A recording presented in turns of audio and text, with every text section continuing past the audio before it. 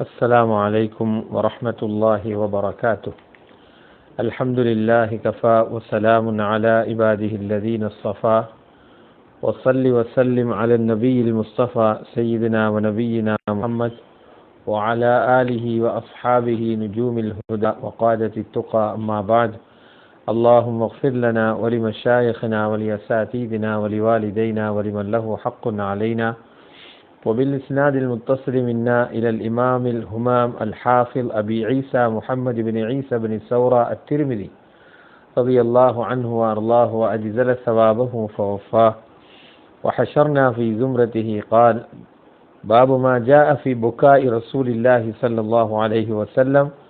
وبه قال حدثنا سويد بن نصر قال أخبرنا عبد الله بن المبارك عن حماد بن سلمة عن ثابت مطرف بن عبد الله بن الشخير عن أبيه أنه قال: أتيت رسول الله صلى الله عليه وسلم وهو يصلي ولجوفه عزيز كعزيز المرجل من البكاء.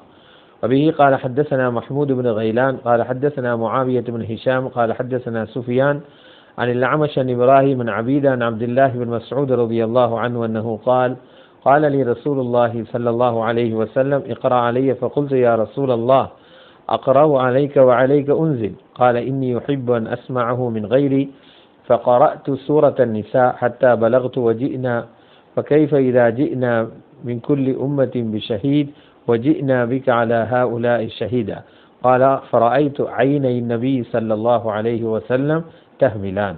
وبه قال حدثنا قتيبة قال حدثنا جرير عن عطاء بن السائب عن أبيه عن عبد الله بن عمرو رضي الله عنه أنه قال: انكسفت الشمس يوما على عهد رسول الله صلى الله عليه وسلم، فقام رسول الله صلى الله عليه وسلم يصلي حتى لم يكد يركع، ثم ركع فلم يكد يرفع رأسه، ثم رفع رأسه فلم يكد أن يسجد، ثم سجد فلم يكد أن يرفع رأسه، ثم رفع رأسه فلم يكد أن يسجد، ثم سجد فلم يكد أن يرفع رأسه، فجعل ينفخ ويبكي ويقول: ربي ألم تعدني ألا تعذبهم وأنا فيهم، ربي ألم تعدني ألا تعذبهم وهم يستغفرون ونحن نستغفرك. فلما صلى انجلت الشمس فقام فحمد الله وأثنى عليه، ثم قال: إن الشمس والقمر آيتان من آيات الله لا ينكسفان لموت أحد ولا لحياته، فإذا انكسف فافزعوا إلى ذكر الله تعالى. وبه قال حدثنا محمود بن غيلان قال حدثنا أبو أحمد قال حدثنا سفيان الثوري أن عطاء بن السائب عن عكرمة عن ابن عباس رضي الله عنهما أنه قال: أخذ رسول الله صلى الله عليه وسلم ابنة له تقضي تموت، فوضعها بين يديه فماتت وهي بين يديه، وصاحت أم أيمن رضي الله عنها فقال: يعني النبي صلى الله عليه وسلم: تبكين عند رسول الله صلى الله عليه وسلم؟ فقالت: ألست أراك تبكي؟ قال: إني لست أبكي، إنما هي رحمة، إن المؤمن بكل خير على كل حال، إن نفسه تنزع من بين جنبيه وهو يحمد الله تعالى. وبه قال حدثنا محمد بن بشار قال حدثنا عبد الرحمن بن مهدي قال حدثنا سفيان الثوري عن عاصم بن عبيد الله بن القاسم بن محمد عن عائشة رضي الله عنها أن رسول الله صلى الله عليه وسلم قبل عثمان بن مضعون رضي الله عنه وهو ميت وهو يبكي، أو قال: وعيناه تهرقان.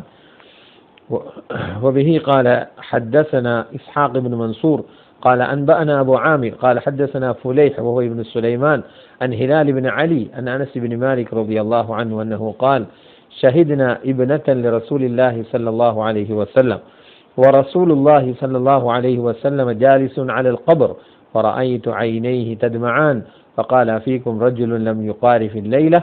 قال أبو طلحة رضي الله عنه: أنا. قال: انزل، فنزل في قبرها. وبه قال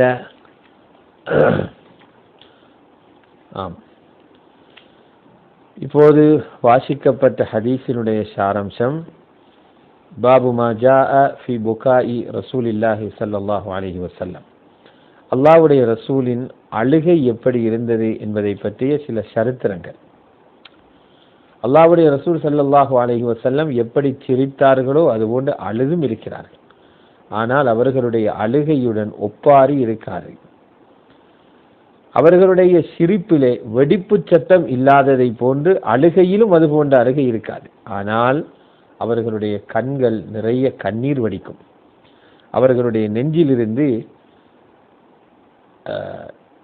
ஈயச்சட்டியில் இருந்து வரக்கூடிய சப்தத்தை போன்று சப்தம் கேட்கப்படும். மௌத்தானவர்களுக்காக அவர்கள் மீது இறக்கப்பட்டு அழுவார்கள். அவர்களுடைய உம்மத்துக்காக பயந்து அழுதிருக்கிறார்கள். அல்லாஹ்வுடைய அச்சத்திலே அழுதிருக்கிறார்கள். குர்ஆனை கேட்கும் போது அழுதிருக்கிறார்கள். சில நேரம் தஹஜ்ஜுத் தொழுகையில் அழுதிருக்கிறார்கள் என்று பல சந்தர்ப்பங்களில் அழுத சந்தர்ப்பங்களை ஹதீஸுடைய உலமாக்கள் பதிவு செய்திருக்கிறார்கள். இங்கே அப்துல்லாஹ் இப்னு ஷிஹீர் ரலியல்லாஹு அன்ஹு சொல்றார்கள், ஸல்லல்லாஹு அலைஹி வஸல்லம் தொழுது கொண்டிருக்கும் போது நான் அவர்களிடத்திலே வந்தேன். அவர்களுடைய நெஞ்சிலிருந்து எப்படி கல்லு பாத்திரம் அல்லது சட்டியிலிருந்து அது கொதிக்கும் போது சப்தம் வருமோ, அழுகையின் காரணமாக ஸல்லல்லாஹு அலைஹி வஸல்லம் நெஞ்சிலிருந்து அப்படியான சப்தம், சட்டி கொதிக்கும் போது வரக்கூடிய அந்த சப்தம் வந்து கொண்டிருந்தது என்று குறிப்பிடுகிறார்கள். அப்துல்லாஹ் இப்னு மஸ்ஊத் ரலியல்லாஹு அன்ஹு அவர்கள் இதனை பற்றி விரிவாக சொல்லும் போது அவர்கள் சொல்கிறார்கள், எனக்கு ஒரு நாள் ஸல்லல்லாஹு அலைஹி வஸல்லம் இப்னு மஸ்ஊத் எனக்கு ஓதி காட்டுங்கள் என்று சொன்னார்கள். நான் சொன்னேன், யா ரசூலல்லாஹ், உங்களுக்கே வஹி இறங்கும் போது நான் உங்களுக்கு ஓதி காட்டவா? சொன்னார்கள், மற்றவர்கள் ஓதுவதை நான் கேட்க விரும்புகிறேன் என்றார். மற்றவர்கள் ஓதுவதை கேட்பதும் ஒரு சுன்னத் என்பதை உம்மத்துக்கு கற்பித்தார்கள். பிறகு நான் சூரத்து நிசாவை ஓத ஆரம்பித்தேன். அங்கே வஜினா பிக அலா ஹாஉலாஇ ஷஹீதா, இந்த உம்மத்துக்கு நபியை உங்களை சாட்சியாக கொண்டு வரும் நாள் எப்படி இருக்கும் என்ற ஆயத்து வரும்போது ஸல்லல்லாஹு அலைஹி வஸல்லம் அவர்களை கண்டேன். அவர்களுடைய கண்களிலிருந்து கண்ணீர் வடிந்து கொண்டிருந்தது. இது குர்ஆனை கேட்டு மறுமை நாளுடைய சிந்தனை வரும்போது அல்லாஹ்வுடைய ரசூல் ஸல்லல்லாஹு அலைஹி வஸல்லம் அவர்கள் அழுத ஒரு சந்தர்ப்பமாக இருக்கிறது. மற்றும் ஒரு சந்தர்ப்பத்தை அப்துல்லாஹ் இப்னு அம்ர் ரலியல்லாஹு அன்ஹு அவர்கள் குறிப்பிடுகிறார்கள். ஸல்லல்லாஹு அலைஹி வஸல்லம் அவர்களுடைய காலத்திலே சூரிய கிரகணம் ஏற்படுகிறது. அதொண்டோ அவர்களுடைய மகன் இப்ராஹிம் ரலியல்லாஹு அன்ஹு மௌத்தான தினமாக இருக்க வேண்டும். அப்படியான ஒரு சந்தர்ப்பம். அவர்கள் ஹிஜ்ரி 10ஆம் ஆண்டு மௌத்தானதாக வரலாற்று ஆசிரியர்கள் குறிப்பிடுகிறார்கள். ரபியுல் அவ்வலில் என்றும் ரமலானில் என்றும் துல்ஹிஜ்ஜாவில் என்றும் அதிகமானவர்கள் பிறை 10 மௌத்தானார்கள் என்ற கருத்திலே இருக்கிறார்கள். சிலர் 4, 14 என்றெல்லாம் இருக்கிறார்கள். அப்போது ஸல்லல்லாஹு அலைஹி வஸல்லம் மதீனாவிலே இருக்குகின்ற கட்டம். ஸல்லல்லாஹு அலைஹி வஸல்லம் எழும்பி கிரகண தொழுகை தொழுதார்கள். எந்த அளவுக்கு தொழுதார்கள் என்றால், ருக்கூக்கு போக மாட்டார்களோ என்று நினைக்குகிற அளவுக்கு ஸல்லல்லாஹு அலைஹி வஸல்லம் தொழுகை இருந்தது. பிறகு ருக்கு செய்தார்கள். ருக்குவிலே இருந்து தலையை உயர்த்த மாட்டார்களோ என்று நினைத்தான். பிறகு அவர்கள் தலையை உயர்த்தினார்கள். சுஜூதுக்கு போக மாட்டார்களா அப்படி என்று நான் நினைத்தேன். பிறகு சுஜூதுக்கு போனார்கள். பிறகு மீண்டும் சஜிதாவுக்கு சஜிதாவில் இருந்து தலை உயர்த்த மாட்டார்களா என்று நினைத்தோம். தலை உயர்த்தினார்கள். மீண்டும் சுஜூதுக்கு போக மாட்டார்களா என்று நினைக்க சுஜூதுக்கு போனார்கள். மீண்டும் தலையை உயர்த்த மாட்டார்களா என்று நினைக்கிற அளவுக்கு நீண்ட நேரம் சுஜூதிலே இருந்துவிட்டு பிறகு எழும்பினார்கள். எழும்பி ஸல்லல்லாஹு அலைஹி வஸல்லம் அவர்கள் அழ ஆரம்பித்தார்கள். அந்த அழுகையிலே அவர்கள் சொல்லுகிறார்கள், யா அல்லாஹ், எனது ரப்பே, நான் இந்த மக்களுடன் இருக்கும்போது இவர்களை அதாபு செய்ய மாட்டாய் என்று நீ எனக்கு வாக்களிக்கவில்லையா? என்னுடைய ரப்பே, இவர்கள் இஸ்திக்ஃபார் செய்து கொண்டிருக்கும் போது இவர்களை அழிப்பதில்லை என்று சொல்லி நீ எனக்கு வாக்களிக்கவில்லையா? நாங்கள் உன்னிடம் இஸ்திக்ஃபார் செய்கிறோம் என்று கண்ணீர் மல்க ஸல்லல்லாஹு அலைஹி வஸல்லம் சொல்கிறார்கள். தொழுது முடிய கிரகணம் முடிந்து விட்டது. ஸல்லல்லாஹு அலைஹி வஸல்லம் எழும்பி அல்லாஹ்வை புகழ்ந்து துதிபாடி விட்டு சொன்னார்கள், நிச்சயமாக சூரியனும் சந்திரனும் அல்லாஹ்வுடைய 2 அத்தாட்சிகள். யாருடைய மரணத்துக்காகவும் யாரும் பிறந்ததற்காகவும் அதிலே கிரகணம் வராது. அவ்வாறு அவ்விரண்டிலும் கிரகணம் ஏற்பட்டால் அல்லாஹ்வுடைய ஜிக்ரின் பக்கம் விரைந்து செல்லுங்கள் என்று ஸல்லல்லாஹு அலைஹி வஸல்லம் அழகாக வழிகாட்டினார்கள். அவர்கள் அழுத மற்றும் ஒரு சந்தர்ப்பத்தை அப்துல்லாஹ் இப்னு அப்பாஸ் ரலியல்லாஹு அன்ஹு அவர்கள் குறிப்பிடுகிறார்கள். ஒரு நாள் ஸல்லல்லாஹு அலைஹி வஸல்லம் அவர்கள் அவர்களுடைய ஒரு மகளை எடுத்தார்கள். அந்த மகள் மரணத்தை நெருங்கிக் கொண்டிருக்கிறார், மௌத்தாகிற கட்டத்தில் இருக்கிறார். ஸல்லல்லாஹு அலைஹி வஸல்லம் தனக்கு முன்னாலே அந்த மகளை வைத்தார்கள். அவர்களுக்கு முன்னால் இருக்கும் போதே மகளின் ரூஹு பிரிகிறது. இதை பார்த்து ஸல்லல்லாஹு அலைஹி வஸல்லம் அவர்களை தூக்கி வளர்த்த உம்மு ஐமன் ரலியல்லாஹு அன்ஹா அவர்கள் வீறிட்டு அழுதார்கள். ஸல்லல்லாஹு அலைஹி வஸல்லம் சொன்னார்கள், அல்லாஹ்வுடைய ரசூலை வைத்துக்கொண்டு அழுகிறீர்களா? இப்படி ஒப்பாரி வைக்க அனுமதி இல்லையே, ஒப்பாரி வைக்கிறீர்களா? அந்த பெண் சொன்னார்கள், யா ரசூலல்லாஹ், நீங்களும் அழுகிறத பார்த்தேன் தானே. சொன்னார்கள் ஸல்லல்லாஹு அலைஹி வஸல்லம், நான் மௌத்தானதற்காக அழவில்லை. அதாவது நீங்கள் அழுகின்ற முறை தடை செய்யப்பட்ட முறை, நான் அவ்வாறு அழவில்லை. இது என்னுடைய கண்களிலிருந்து வடிந்தது ரஹ்மத்துடைய கண்ணீர். சொன்னார்கள், முஃமின், பூர்த்தியான மூமின் எல்லா நிலையிலும் நல்லவராகவே இருப்பார், அவருக்கு எல்லா கட்டமும் ஹைரு தான். சொல்லிவிட்டு சொன்னார்கள், ஒரு மூமினுடைய 2 புஜங்களுக்கு மத்தியிலிருந்து அவனுடைய ரூஹ் கைப்பற்றப்படும் போது அந்த மூமின் அல்லாஹ்வை புகழ்ந்து கொண்டிருக்கிறார் என்று ஸல்லல்லாஹு அலைஹி வஸல்லம் சொன்னார்கள். ஆயிஷா ரலியல்லாஹு அன்ஹா அவர்கள் மற்றும் ஒரு கட்டத்தை சொல்கிறார்கள். மதீனாவுக்கு போன பிறகு முதல் முஹாஜிராக மரணித்தவர்கள் உஸ்மான் இப்னு மஸ்ஊன் ரலியல்லாஹு அன்ஹு அவர்கள். அவர்கள் மௌத்தான பிறகு ஸல்லல்லாஹு அலைஹி வஸல்லம் அவர்கள் அழுதார்கள், அவர்களுடைய நெத்தியை முத்தமிட்டார்கள். அல்லாஹ்வுடைய ரசூலின் கண்களில் இருந்து கண்ணீர் வடிந்து கொண்டிருந்தது. ஆனால் ஆயிஷா ரலியல்லாஹு அன்ஹா அவர்கள் சொல்றார்கள், ஸல்லல்லாஹு அலைஹி வஸல்லம் எந்த ஒரு மையத்துக்காகவும் கவலைக்காக அளவில்லை. அவர்கள் ஆக கவலை வந்தால் தாடியை இறுக பிடிப்பார்கள் என்று ஆயிஷா நாய் சொல்லியிருக்கிறார். இந்த ஹதீஸில் எல்லாம் மரணித்ததற்காக அழுததாக வந்திருக்கிறது. ஆனால் அவருடைய கருத்து, மரணித்ததை ஒரு கைசேதமாக நினைத்து அளவில்லை, மாற்றமாக உள்ளத்தில் உள்ள இரக்கத்துக்காக அழுதார்கள் என்பதே ஹஜ்ரத் ஆயிஷா ரலியல்லாஹு அன்ஹா அவர்களுடைய கருத்தாகும். மற்றும் ஒரு சந்தர்ப்பத்தை அனஸ் இப்னு மாலிக் ரலியல்லாஹு அன்ஹு அவர்கள் சொல்கிறார்கள். ரசூலுல்லாஹி ஸல்லல்லாஹு அலைஹி வஸல்லம் அவர்களுடைய ஒரு மகளின் மரண நிகழ்விலே நாங்கள் பங்கெடுத்தோம். உம்மு குல்சூம் ரலியல்லாஹு அன்ஹா என்ற மகள். ஸல்லல்லாஹு அலைஹி வஸல்லம் அவர்களுக்கு முன்னால் அந்த மையத்து வைக்கப்பட்டிருக்கிறது. ஸல்லல்லாஹு அலைஹி வஸல்லம் கபருக்கு பக்கத்திலே உட்கார்ந்து கொண்டார்கள். அவர்களுடைய 2 கண்களாலும் கண்ணீர் கொட்டுகிறது. ஸல்லல்லாஹு அலைஹி வஸல்லம் கேட்டார்கள், நேற்றிரவு தனது மனைவியுடன் ஒன்று சேராத மனிதர்கள் யாராவது உங்களிலே இருக்கிறார்களா? அப்போது அபூ தல்ஹா ரலியல்லாஹு அன்ஹு அவர்கள், நான் யா ரசூலல்லாஹ் என்று கேட்டார்கள். அப்போது சொன்னார்கள், நீங்கள் கபரிலே இறங்குங்கள் என்று சொன்னார்கள்.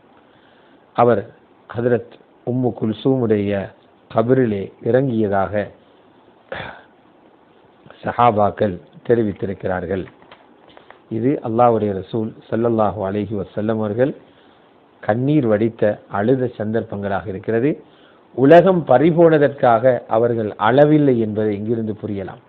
இன்று மக்கள் எதற்கோ எல்லாம் அழுகிறார்கள். ஸல்லல்லாஹு அலைஹி வஸல்லம் கண்ணீரை கூட பெருமதியான இடத்திலே தான் விட்டிருக்கிறார்கள். கண்ணீர் எங்கு நரக நெருப்பை நோக்குமோ அந்த இடத்திலே தான் கண்ணீரையும் செலவழித்திருக்கிறார்கள் என்பதை இந்த பாடம் எங்களுக்கு தெளிவாக உணர்த்துகிறது.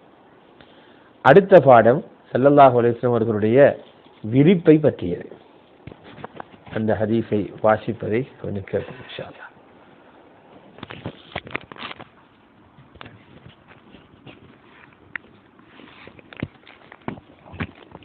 பிஸ்மில்லாஹிர் ரஹ்மானிர் ரஹீம். باب ما جاء في فراش رسول الله صلى الله عليه وسلم.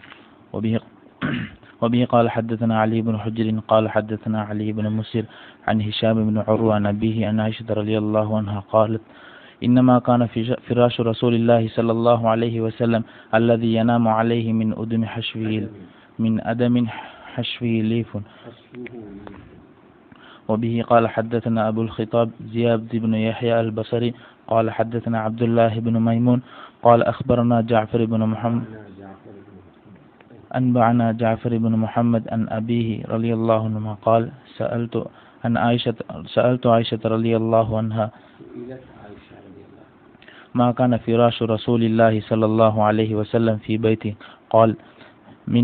قالت من أدم حشفه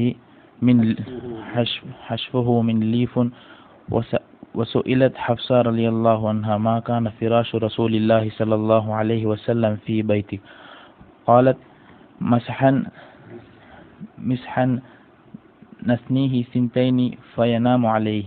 فلما كان ذات ليلة قلت لو ثنيتيه كان أوطأ له. فثنيناه له ب4 ثنيات. فلما أصبح قال ما فرشتم لي إلا أنا.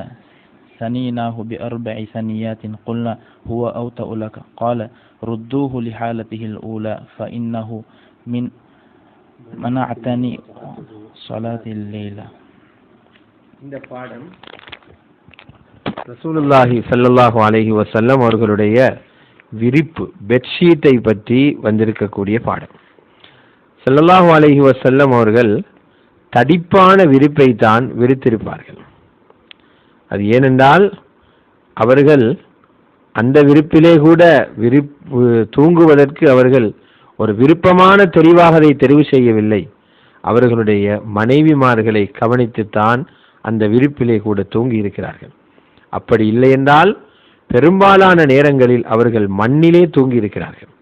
அதற்கு ஆதாரம்தான் அவர்கள் ஹதரத் அலி ரலியல்லாஹு அன்ஹு அவர்கள் மண்ணிலே தூங்கிக் கொண்டிருப்பதை கண்டபோது ஹதரத் அலியை பாராட்டி அபூ துராப் மண்ணின் தந்தை என்றவருக்கு புனைப்பெயர் சூட்டினார்கள். இப்படியாக ஸல்லல்லாஹு அலைஹி வஸல்லம் அவர்களுடைய வாழ்க்கை மிக எளிமையாக போயிருப்பதை நாங்கள் பார்க்கக்கூடியதாக இருக்கிறது. மேலும் நாங்கள் பார்க்கலாம், ஸல்லல்லாஹு அலைஹி வஸல்லம் அவர்களுக்கு அந்தந்த சந்தர்ப்பத்தில் தேவையான முறையில் விருப்புகளை எடுத்திருக்கிறார்கள். மேலதிகமானதை விட்டிருக்கிறார்கள். முஸ்லிமிலே வருகிறது, ஆணுடைய விருப்பு, அவனுடைய மனைவிக்குரிய விருப்பு, விருந்தாளிக்குரிய விருப்பு, 4வது ஷைத்தானுக்குரிய விருப்பு. ஷைத்தானுக்குரிய விருப்பு அது நல்லதல்ல, அது இழிவானதாக இருக்கும். தேவையை விட அதிகமாக பயன்படுத்தப்படக்கூடிய விருப்பும் அது ஷரியத்திலே நல்லதாக இருக்காது. 2 செய்திகளை பார்க்கலாம். ஆயிஷா ரலியல்லாஹு அன்ஹா அவர்கள் சொல்கிறார்கள், ஸல்லல்லாஹு அலைஹி வஸல்லம் அவர்கள் தூங்கக்கூடிய அந்த விருப்பு அது சிவப்பு நிறமான தோலால் செய்யப்பட்டது அல்லது தோலால் செய்யப்பட்டது. அந்த தோலுக்குள்ளே ஈச்சம் ஓலைகளை போட்டு நிரப்பப்பட்டிருந்தது. நாங்கள் தும்பு பஞ்சி போன்றவைகளை போட்டு நிரப்புவதை போன்று அவர்கள் ஈச்சம் ஓலைகளை போட்டு நிரப்பி இருந்தார்கள் என்று ஆயிஷா ரலியல்லாஹு அன்ஹா சொல்றாங்க. ஜாஃபர் இப்னு முஹம்மது ரஹ்மஹுல்லாஹ் சொல்லும் போது சொல்கிறார்கள், ஹதரத் ஆயிஷாவிடத்திலே கேட்கப்பட்டது, ரசூலுல்லாஹி ஸல்லல்லாஹு அலைஹி வஸல்லம் அவர்களுக்கு உங்களுடைய வீட்டிலே விரிக்கப்பட்ட விரிப்பு என்ன? அவர்கள் சொன்னார்கள், சிவப்பு நிற தோலால் அதிலே ஈச்ச ஓலைகள் நிறைக்கப்பட்டிருந்தது. ஹதரத் ஹப்சாவிடத்திலே கேட்கப்பட்டது, உங்களுடைய வீட்டிலே அல்லாஹ்வுடைய தூதரின் விரிப்பு எப்படி? சொன்னார்கள், அது ஒரு கடினமான கம்பளி பிடவையினால கனமான ஒரு விரிப்பாக இருந்தது. அதனை நாங்கள் 2ஆக மடிப்போம். அதிலே ஸல்லல்லாஹு அலைஹி வஸல்லம் தூங்குவார்கள். ஒரு நாள் இரவு நான் சொல்லிக்கொண்டேன், 4ஆக மடித்தால் கொஞ்சம் தடிப்பாக இருக்குமே, ஸல்லல்லாஹு அலைஹி வஸல்லம் அவர்களுக்கு உடம்புக்கு மிக மிருதுவாக இருக்குமே என்று சொல்லி 4ஆக மடித்து வைத்தேன். காலை நேரத்திலே கேட்டார்கள், நேற்றிரவு என்ன விரிச்சிங்க? சொன்னார்கள், உங்களுடைய விருப்பத்தான் விரித்தோம் யா ரசூலல்லாஹ், ஆனால் 2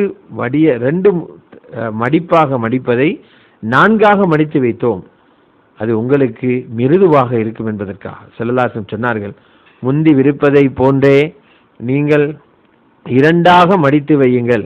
ஏன் தெரியுமா? நீங்கள் மிக சொகுசாக அதை மடித்து வைத்ததனால் என்னுடைய இரவு தொழுகையை, தஹஜ்ஜுத் தொழுகையை அது தடுத்து விட்டது என்று குறிப்பிட்டார்கள். அடுத்த பாடமாக பாபு மா ஜாஅ ஃபீ தவாதுஇ ரசூலில்லாஹி ஸல்லல்லாஹு அலைஹி வஸல்லம், ஸல்லல்லாஹு அலைஹி வஸல்லம் அவர்களுடைய பணிவு தன்மையை பற்றிய பாடம். அந்த பாடம் வாசிக்கப்படுவதை கேட்போம். وبه قال حدثنا أحمد بن منيع وسعيد بن عبد الرحمن المخزومي وغير واحد قالوا أخبرنا سفيان بن عيينة عن الزهري عن عبيد الله بن عباس عن عبيد الله بن عباس عن عمر بن الخطاب قال قال رسول الله صلى الله عليه وسلم لا تطروني كما أطرت النصارى ابن مريم إنما أنا عبد الله فقولوا عبد الله ورسوله. وبه قال حدثنا علي بن حجر قال حدثنا سويد بن عبد العزيز عن حميد عن أنس بن مالك رضي الله عنه أن امرأة جاءت النبي صلى الله عليه وسلم فقالت له إن لي إليك حاجة فقال اجلسي في أي طريق المدينة شئت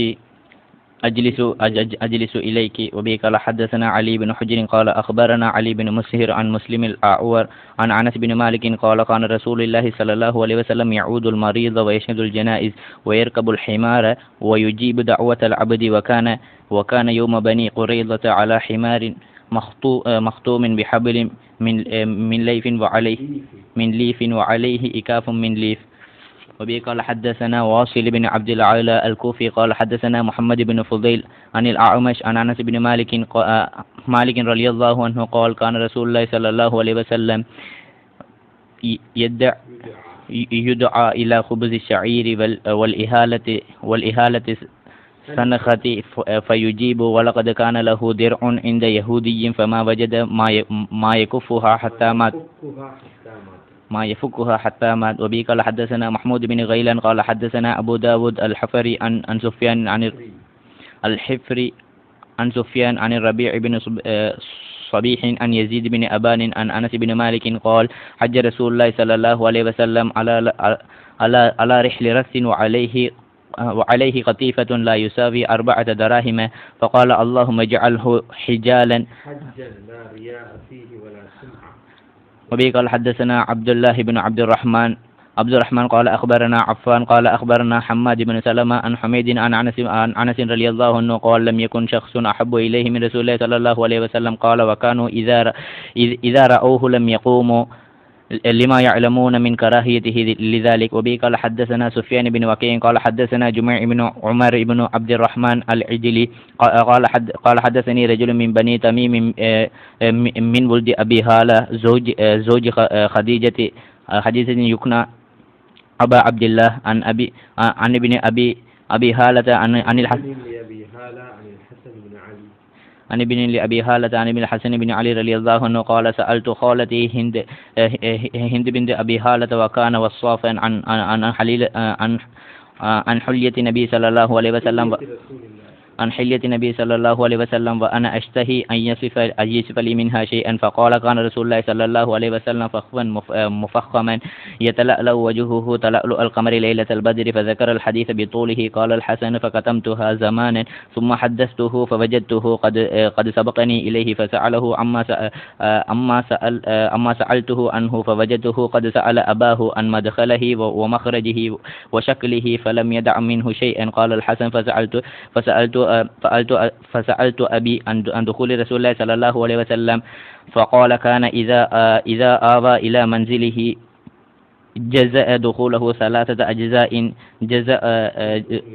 جزء لله عز وجل وجزءا لأهله وجزءا لنفسه ثم جزءه بينه وبين الناس فيرد ذلك بالخاصة على الآمى ولا يدخر عنهم شيئا. وكان من سيرته في جزء الأمة إيثار أهل الفضل بإذنه وقسمه على قدر فضلهم في الدين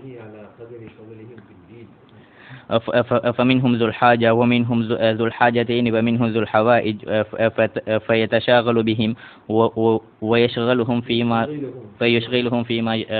فيما يصلحهم والأمة من مسلأتهم عنه وإخبارهم بالذي ينبغي لهم ويقول ليبلغ الشاهد منكم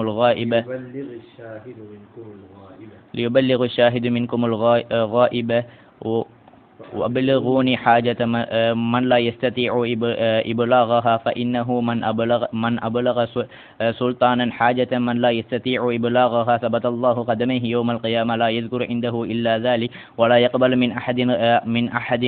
من أحد غيره يدخلون روادا ولا يفترقون إلا عن ذواق ويخرجون أدلة على الخير قال فسألته عن مخرجه كيف يصنع فيه قال كان رسول الله صلى الله عليه وسلم يخزن لسانه إلا فيما يعنيه ويؤلفهم ولا ينفرهم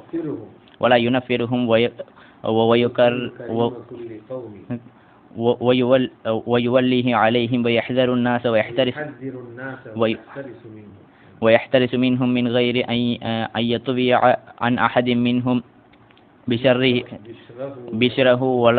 ولا خلقه ويتفقد أصحابه ويسأل الناس عما في الناس ويحسن الحسن ويقبه القبيح ويوهيه معتدل الأمر غير مختلف ولا يغفل مخافة أن يغفل أو يمل لكل حال عنده عتاد لا يقصر عن الحق ولا يجاوزه الذين يلونه من الناس خيارهم أفضلهم عنده أعمهم نصيحة وعالمهم عنده منزلة أحسنهم مواساة وموازرة قال فسألته عن مجلسه فقال كان رسول الله صلى الله عليه وسلم لا يقوم ولا يجلس إلا على ذكر وإذا انتهى على ذكر وإذا انتهى إلى قوم جلس حيث ينتهي به المجلس ويأمر بذلك يعطي كل جلسائه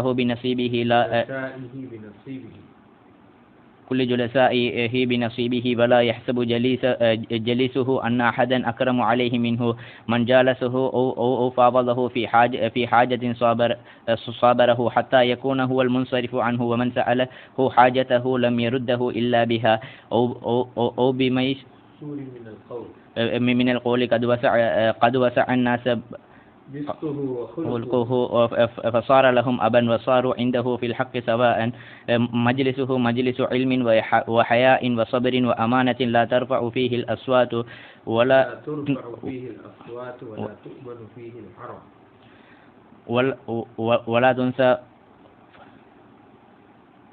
تنسني فلتاته متعادلين يتفاضلون فيه بالتقوى متواضعين يوقرون فيه الكبير ويرحمون فيه الصغير ويؤثرون ذا الحاجة ويحفظون الغريب. أبي قال حدثنا محمد بن عبد الله بن بزيع قال حدثنا بشر بن المفضل قال حدثنا سعيد عن قتادة عن أنس بن مالك قال رسول الله صلى الله عليه وسلم لو أهدي إلي كراع قبلته ولو دعيت عليه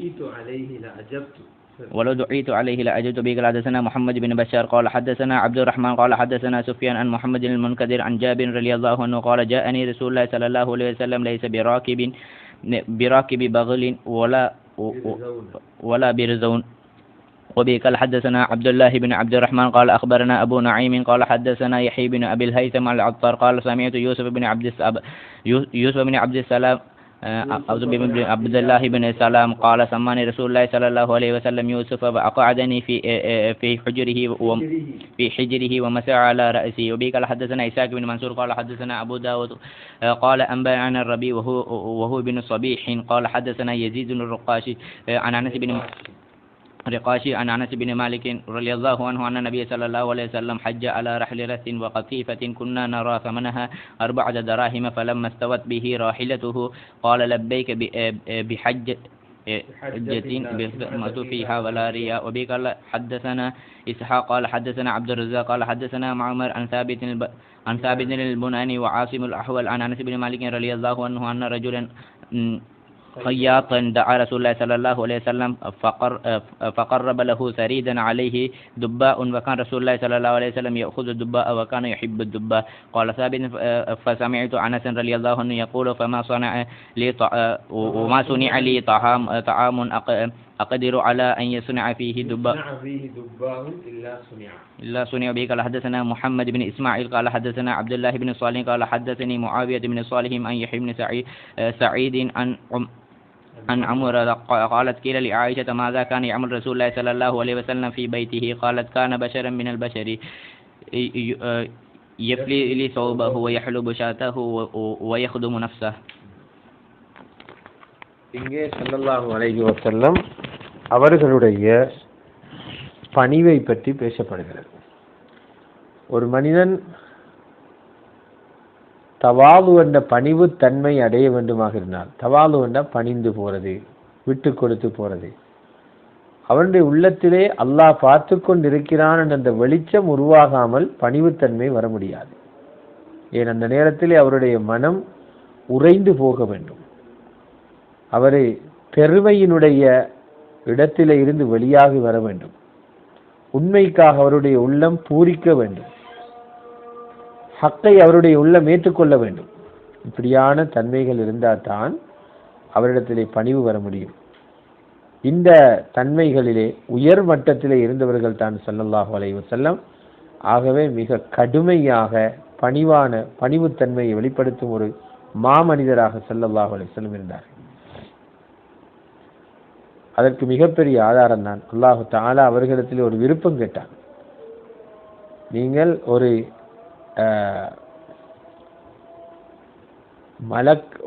மலக்காக உங்களை ஒரு மன்னராக நாங்கள் ஆக்கட்டா அல்லது ஒரு அடிமையாகவும் நபியாகவும் ஆக்கட்டா? ஸல்லல்லாஹு அலைஹி வஸல்லம் என்னை அடிமையாக்கி நபியாக்குங்கள் என்பதை தெரிவு செய்தார்கள். ஸல்லல்லாஹு அலைஹி வஸல்லம் மௌத்தாகும் வரை ஆடம்பரக்காரர்களை போன்று சாய்ந்து கொண்டு சாப்பிட மாட்டார்கள். ஹாதிமிடத்திலே கூட ஒரு பிடிக்காத வேலையை செய்தால் சி என்ற வார்த்தையை அவர்கள் பாவிக்க மாட்டார்கள். தனது அடிமைகள் யாருக்கும் கைவிரித்து அடித்தது கிடையாது. இது மனித இயல்புக்கு அப்பாற்பட்ட ஒரு விஷயம். இப்படி யாருக்கும் சாதிப்பது ரொம்ப சிரமம். இருந்தாலும் ஸல்லல்லாஹு அலைஹி வஸல்லம் தனது உயர்ந்த பணிவுத்தன்மையினால் அதனை வெளிப்படுத்தினார்கள். சஹீஹ் முஸ்லிமில் இருக்கிறது, மா ரஅய்து அஹதன் அர்ஹம பில் இயால் மின் ரசூலில்லாஹி ஸல்லல்லாஹு அலைஹி வஸல்லம். ரசூலுல்லாஹ்வை விட குடும்பத்தோடு இரக்கமுள்ள யாரையும் நான் பார்த்ததில்லை. அது ஆயிஷா சொல்றாங்க, ஸல்லல்லாஹு அலைஹி வஸல்லம் அவர்கள் வீட்டுக்குள்ளே வந்தால் எப்படி இருப்பார்கள் என்று கேட்கப்பட்டார். சொன்னார்கள், அவர்கள் மிகவும் மிருதுவாக சிரித்தவர்களாக, அவர்களுடைய சஹாபாக்களுக்கு மத்தியிலே கால்களை நீட்டிக்கொண்டிருந்ததை கூட நாங்கள் பார்த்ததில்லை என்று சொல்கிறார்கள். அது ஆயிஷா சொல்கிறார்கள், ஸல்லல்லாஹு அலைஹி வஸல்லம் அவர்களை விட நற்குணமுள்ள யாரும் இருக்கல்ல. எந்த ஒரு சஹாபி அவரை கூப்பிட்டாலும் அதை தட்டி கழிக்காமல் லப்பைக் சொல்வார்கள். சாதாரண வாகனம் 10 ரூபாவுக்கு வாங்கக்கூடிய கழுதையிலே பயணம் செய்வார்கள். கழுதைக்கு பின்னால் அமர்ந்து கொண்டு போவார்கள். கைஸ் இப்னு ஸஅத் ரலியல்லாஹு அன்ஹு அவர்கள் அவர்களுடைய தகப்பனின் கழுதையிலே ஸல்லல்லாஹு அலைஹி வஸல்லம் கூட்டிக் கொண்டு பயணிக்கிறார்கள். சொன்னார்கள், நீங்கள் பயணம் செய்யுங்கள், ஏறுங்கள். ஸல்லல்லாஹு அலைஹி வஸல்லம் மறுக்கிறார்கள். ஒன்றோ நீங்கள் ஏறி பயணிக்க வேண்டும் அல்லது திரும்பி போக வேண்டும் என்று சொன்னார்கள். முஹிபு தபரி ரஹ்மத்துல்லாஹி அலைஹி அவர்களுடைய முக்தஸரு சீராரை பதிவு செய்கிறார்கள். ஸல்லல்லாஹு அலைஹி வஸல்லம் ஒரு நோயாளியை பார்க்கறதுக்காக கழுதையில் ஏறி குபாவுக்கு போனாங்க. அது அபூ ஹுரைரா அவர்களோடு இருந்தார்கள். சொன்னார்கள், யா ரசூலல்லாஹ், சொன்னார்கள், அபூ ஹுரைரா உங்களையும் நான் ஏற்றிக்கொண்டு போறேன், நீங்கள் விரும்பினது செய்யுங்க யா ரசூலுல்லாஹ்னார்கள். ஏறுங்கள் என்று சொன்னார்கள். அப்போது அவர்கள் பயணம் செய்வதற்காக பாய்ந்தார்கள். அதற்கு அபூ ஹுரைராவினால் முடியவில்லை. ரசூலுல்லாஹி ஸல்லல்லாஹு அலைஹி வஸல்லம் அவர்கள் ஹஜ்ரத் அபூ ஹுரைரா விழுந்து விடாமல் பிடிக்கிறார்கள். ரசூலுல்லாஹ்வும் விழுந்து ஹஜ்ரத் அபூ ஹுரைரா விழுகிறார்கள் கழுதையிலிருந்து. பிறகு ஏறி பயணம் செய்கிறார்கள். அதே போன்று செய்தார்கள். 2ஆம் முறையும் விழுந்தார்கள். மறுக பயணம் செய்தார்கள். 3ஆம் முறையும் விழுந்தார்கள். சொன்னார்கள், அல்லாஹ்வே சத்தியமாக 3 தடவைகள் உங்களை ஏற்ற முடியாமல் போய்விட்டது என்றார்கள். இன்னொரு கட்டம், ஸல்லல்லாஹு அலைஹி வஸல்லம் ஒரு பயணத்திலே இருக்கிறார்கள். சஹாபாக்களுக்கு ஒரு ஆட்டை சீர் செய்யும்படி உத்தரவிடுகிறார்கள். ஒருவர் சொன்னார், யா ரசூலல்லாஹ், அறுக்கிற பொறுப்பு என்னுடையது. மற்றவர் சொன்னார், உரிக்கிற பொறுப்பு என்னுடையது. மற்றவர் சொன்னார், சமைக்கிற பொறுப்பு என்னுடையது. ஸல்லல்லாஹு அலைஹி வஸல்லம் சொன்னார்கள், விறகு சேர்ப்பது என்னுடைய பொறுப்பு என்றார்கள். சஹாபாக்கள், யா ரசூலல்லாஹ், நீங்கள் வேலையே செய்ய தேவையில்லை என்றார்கள். சொன்னார்கள் ஸல்லல்லாஹு அலைஹி வஸல்லம், நீங்கள் என்னுடைய வேலையை செய்திடுவீங்கன்னு எனக்கு தெரியும். இருந்தாலும் உங்களை விட ஒரு வித்தியாசமான மனிதனாக, வேலைகள் செய்யாம ஒதுங்கி இருக்கிற ஒரு வித்தியாசமான மனிதனாக இருக்க நான் விரும்பவில்லை. அல்லாஹு தஆலா ஒரு மனிதன் தன்னுடைய நண்பர்களுக்கு மத்தியிலே இருந்து கொண்டு அவர்களை விட வித்தியாசமாக நடந்து கொள்ளுகிறவரை விரும்புவதில்லை என்று ஸல்லல்லாஹு அலைஹி வஸல்லம் சொல்கிறார்கள். இதுவும் வரலாற்றிலே பதிவு செய்யப்பட்டிருக்கிறது. அல்லாமா இப்னு அஸாகிர் ரஹ்மத்துல்லாஹி அலைஹி சொல்லியிருக்கிறார்கள்.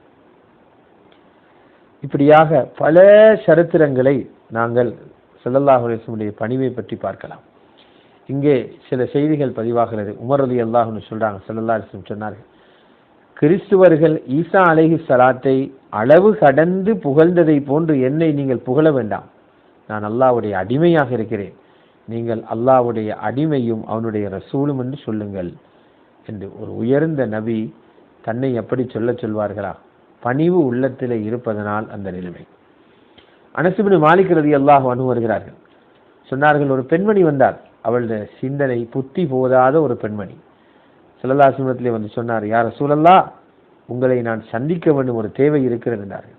ஸல்லல்லாஹு அலைஹி வஸல்லம் சொன்னார்கள், நீ மதீனாவுடைய எந்த பாதையில வேண்டுமென்றாலும் இரு, நானும் வந்து உன்னுடன் உட்கார்ந்து உன்னுடைய தேவையை கேட்டறிய தயாராக இருக்கிறேன் என்றார்கள். சுப்ஹானல்லாஹ். அல்லாஹ்வுடைய அரசுக்கு பயணம் செய்த அந்த மாணவி ஒரு புத்தி கோளாறுள்ள ஒரு பெண்ணுடைய தேவையை கேட்பதற்காக எந்த பாதையிலும் அமர தயார் என்கிறார்கள், தன்னை தாழ்த்திக் கொள்கிறார்கள். அனஸ் இப்னு மாலிக் ரலியல்லாஹு அன்ஹு சொல்றார்கள், ஸல்லல்லாஹு அலைஹி வஸல்லம் பணிவினால் அவர்கள் வெளிப்படுத்திய தன்மைகள். நோயாளிகளை பார்க்க போவார்கள், ஜனாசாக்களில் கலந்து கொள்வார்கள், சாதாரண வாகனம் அந்த காலத்திலே கழுதை, அதிலே பயணம் செய்வார்கள். ஒரு அடிமை விருந்துக்கு கூப்பிட்டாலும் பதிலளிப்பார்கள். பனு குரைலாவுடைய யுத்தத்தின் அந்த நாளின் போது அவர்கள் ஒரு கழுதையிலே பயணம் செய்து வந்தார்கள். படை தளபதி கழுதையில வராரு. ஆனால் அந்த கழுதையினுடைய மூக்கணங்கயிறு ஈச்சம் ஓலைகளை சுருட்டி போட்டு தற்காலிக மூக்கணங்கயிறு போட்டிருந்தார்கள். அதிலே ஒரு பிடவை விரிக்கப்பட்டிருந்தது, அதுவும் ஈச்சம் ஓலையினால் செய்யப்பட்டது என்று சஹாபாக்கள் குறிப்பிடுகிறார்கள். அனஸ் இப்னு மாலிக் ரலியல்லாஹு அன்ஹு அவர்கள் மற்றொரு சந்தர்ப்பத்தை சொல்லுகிறார்கள்.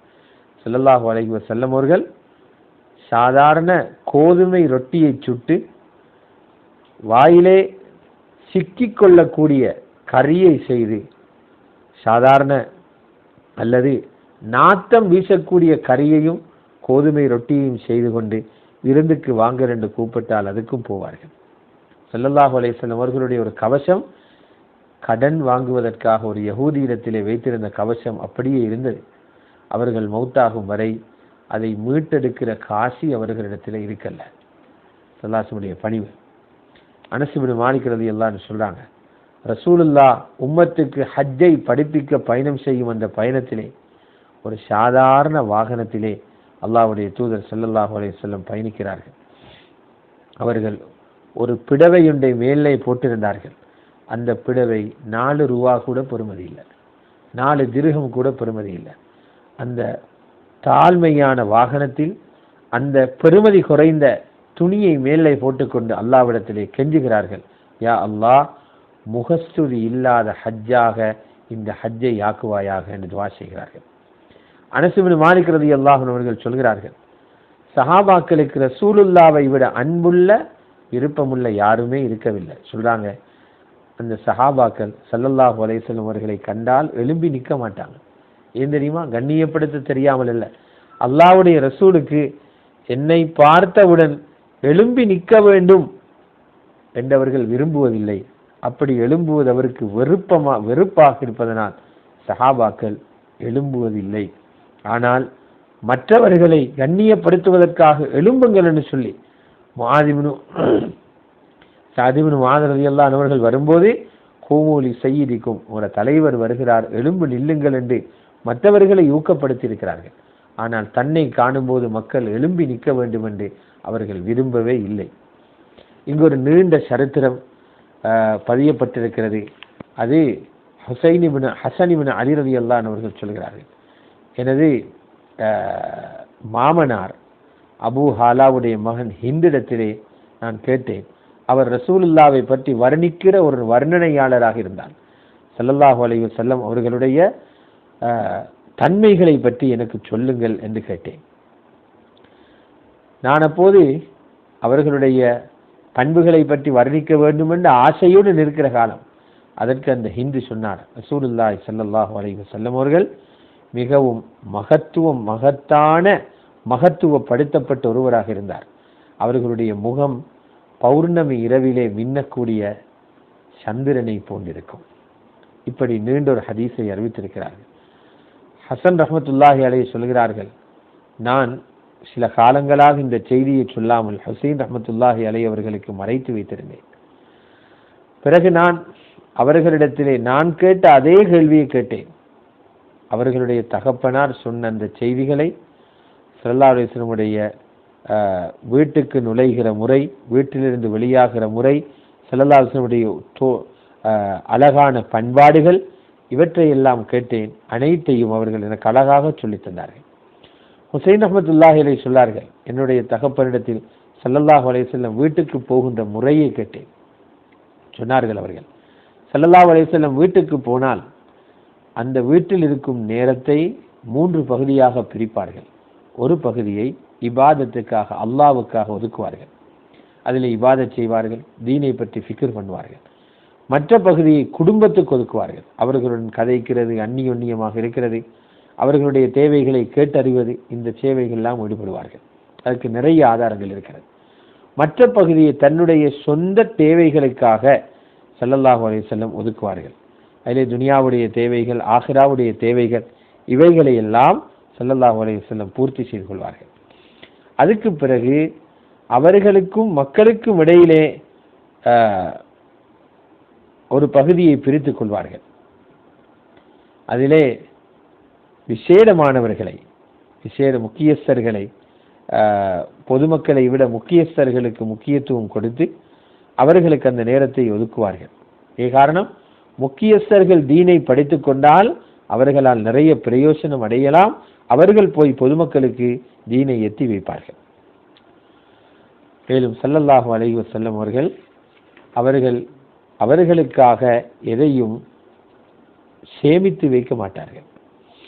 அதே நேரத்தில் ஸல்லல்லாஹு அலைஹி வஸல்லம் அவர்கள் உம்மத்துக்கும் ஒரு பகுதியை கொடுப்பார்கள். உம்மத்துக்கென்று ஒரு நேரத்தை ஒதுக்கி வைத்திருக்கிறார்கள். அந்த நேரத்திலே சிறப்புக்குரியவர்கள், இல்முள்ளவர்கள், அவர்களுக்கு முக்கியத்துவம் கொடுப்பார்கள். தீனிலே அவர்களுக்கு இருக்கக்கூடிய சிறப்புக்கு ஒப்பானதாக அவர்களுக்கு முக்கியத்துவம் கொடுத்து சந்திப்பார்கள். அவ்வாறு வருகின்ற அந்த மக்களிலே ஒரு தேவையுள்ளவர் வருவார், 2 தேவையுள்ளவர் வருவார், பல தேவைகள் உள்ளவர் வருவார். அவர்களுடைய தேவைகள் எல்லாம் கேட்டறிந்து அவர்களுக்கு ஈடுபடுவார்கள். அவர்களுக்கு தேவையான ஏற்பாடுகளை செய்து கொடுப்பார்கள். உம்மத்துக்கு அவர்களுடைய தேவைகளை பூர்த்தி செய்து கொடுப்பதிலும், உம்மத்துடைய தேவைகளை பூர்த்தி செய்து கொடுப்பதிலும் அதில் இஸ்லாஹ் நடக்கும், தலீம் நடக்கும். இந்த விடயங்களிலே அவர்கள் ஈடுபடுத்தி கொண்டிருப்பார்கள். அவர்களுக்கு தேவையான செய்திகளை எல்லாம் ஸல்லல்லாஹு அலைஹி வஸல்லம் அறிவித்து கொடுத்து கொண்டிருப்பார்கள். சொல்லுவார்கள், இங்கு வந்திருப்பவர்கள் தயவு செய்து வராதவர்களுக்கு எத்தி வைத்து விடுங்கள் என்ற செய்தியும் சேர்த்தியே சொல்வார்கள். மேலும் பல பேர் இங்கே வந்து அவர்களுடைய தேவைகளை சொல்ல முடியாதவர்கள் இருப்பார்கள். அப்படிப்பட்டவர்களுடைய தேவையும் என்னிடத்தில் வந்து சொல்லுங்கள் என்று ஸல்லல்லாஹு அலைஹி வஸல்லம் வந்தவர்களுக்கு சொல்வார்கள். மேலும் சொன்னார்கள் ஸல்லல்லாஹு அலைஹி வஸல்லம், தன்னுடைய தேவைகளை வந்து சொல்ல முடியாதவர்களின் தேவைகளை யார் ஒரு பொறுப்புதாரி இடத்தில் வந்து எத்தி வைக்கிறாரோ, ஒரு வீட்டிலே நோயாளி இருப்பார், அவருடைய தேவையை வந்து சொல்லிக்கொள்ள முடியாது. ஆனால் ஒருவர் அவருடைய தேவையை வந்து உரியவரிடத்தில் எத்தி வைத்தால் அல்லாஹ் தஆலா கியாமத்தில் அவருடைய பாதங்களை ஸ்திரப்படுத்துவான். காரணம், அவர் அந்த தேவை எத்தி வைத்ததற்காக. மேலும் ஸல்லல்லாஹு அலைஹி வஸல்லம் அவர்கள் வலா யக்பலு மின் அஹதின் கைரஹு, எவரிடம் இருந்தும் பிறரை பற்றிய செய்திகளை ஏற்றுக்கொள்ள மாட்டார். மற்றை பற்றி குறை சொன்னால் அதையெல்லாம் கபூல் செய்ய மாட்டாங்க. அந்த மக்கள் கூட்டமாக வருவார்கள், அவர்கள் பிரிந்து வரமாட்டார்கள். அப்படி வாரதாக இருந்தால், அதாவது அந்த வரக்கூடிய மக்கள் எல்லாம் பிரயோசனங்களை தேடியவர்களாக வருவார்கள். ஏதோ ஒரு பிரயோசனத்தை அடைய வேண்டும். அவர்கள் பிரிந்து வரமாட்டார்கள். அப்படி வருவதாக இருந்தால் உணவுடைய சந்தர்ப்பங்களிலே அவர்கள் அப்படியாக வருவார்கள்.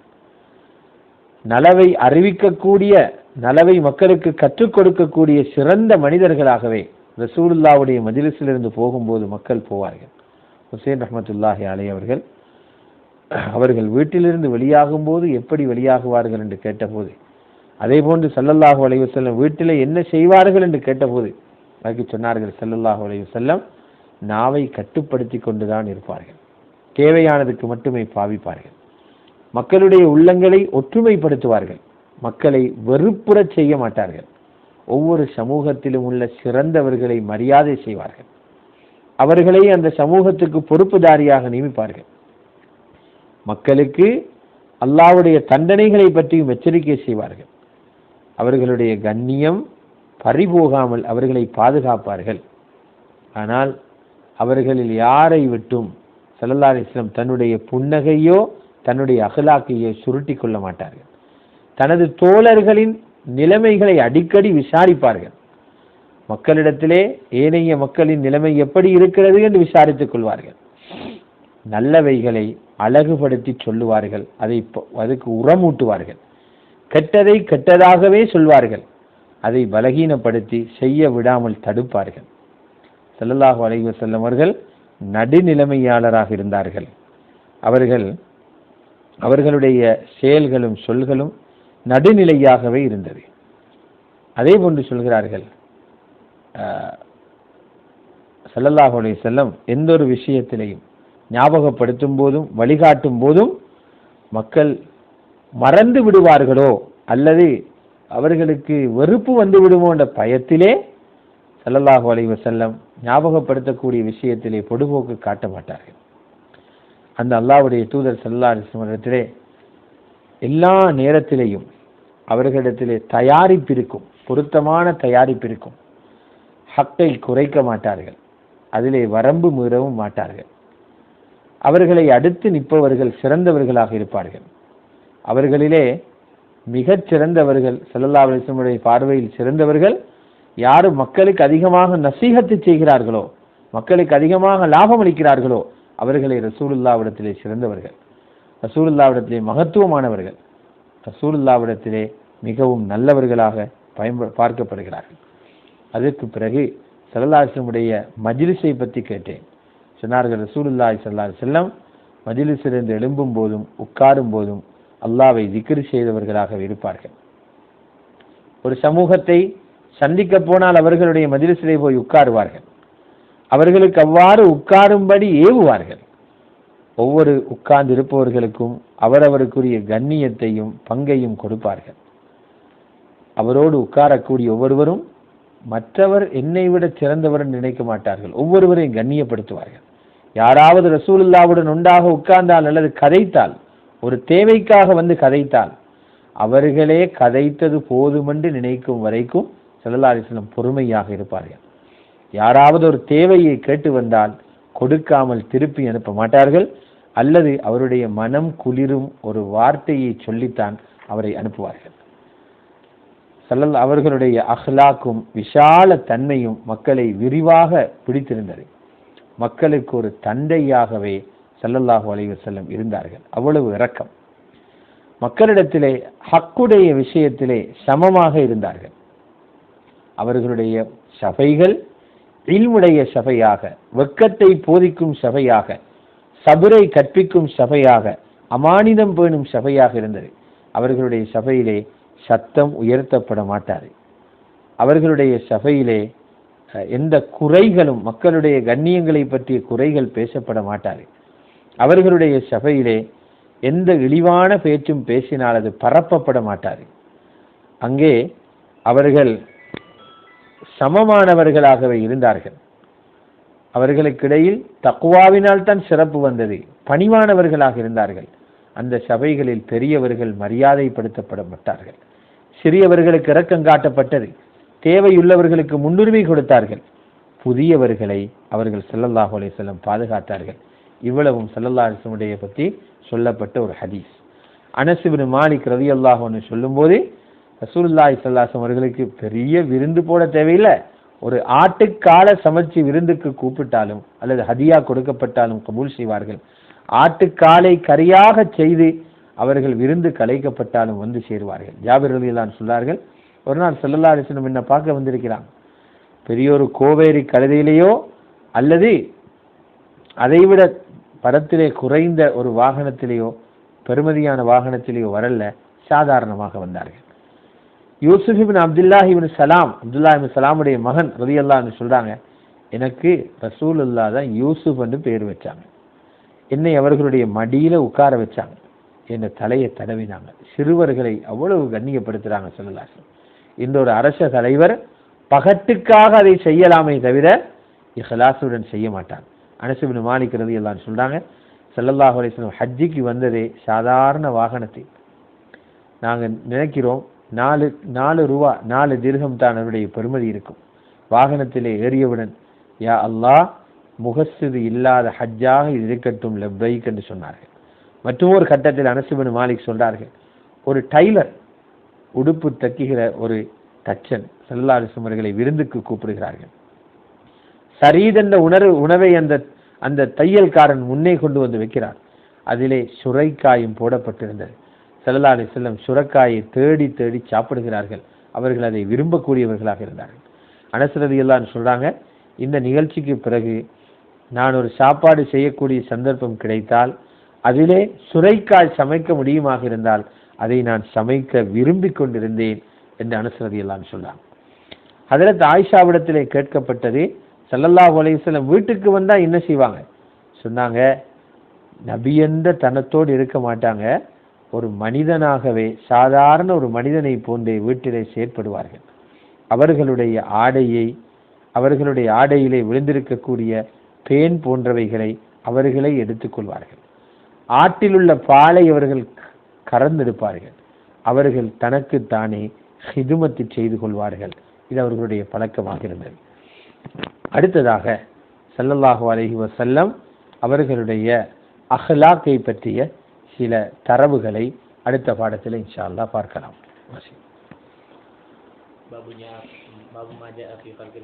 خلقي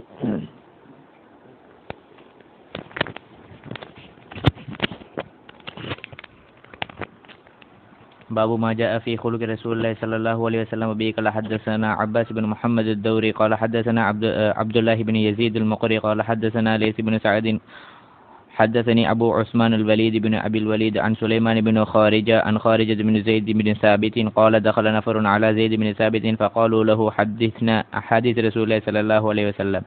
قال ماذا أحدثكم؟ كنت جاره فكان إذا نزل عليه الوحي بعث إلي فكتبته له فكنا إذا ذكرنا الدنيا ذكرها معنا وإذا ذكرنا الآخرة ذكرها معنا وإذا ذكرنا الطعام ذكره معنا فكل هذا أحدثكم عن النبي صلى الله عليه وسلم. وبه قال حدثنا إسحاق بن موسى قال حدثنا يونس بن بكير عن محمد بن إسحاق عن زياد بن أبي زياد محمد بن كعب القرظي عن عمرو بن العاص رضي الله عنه قال كان رسول الله صلى الله عليه وسلم يقبل بوجهه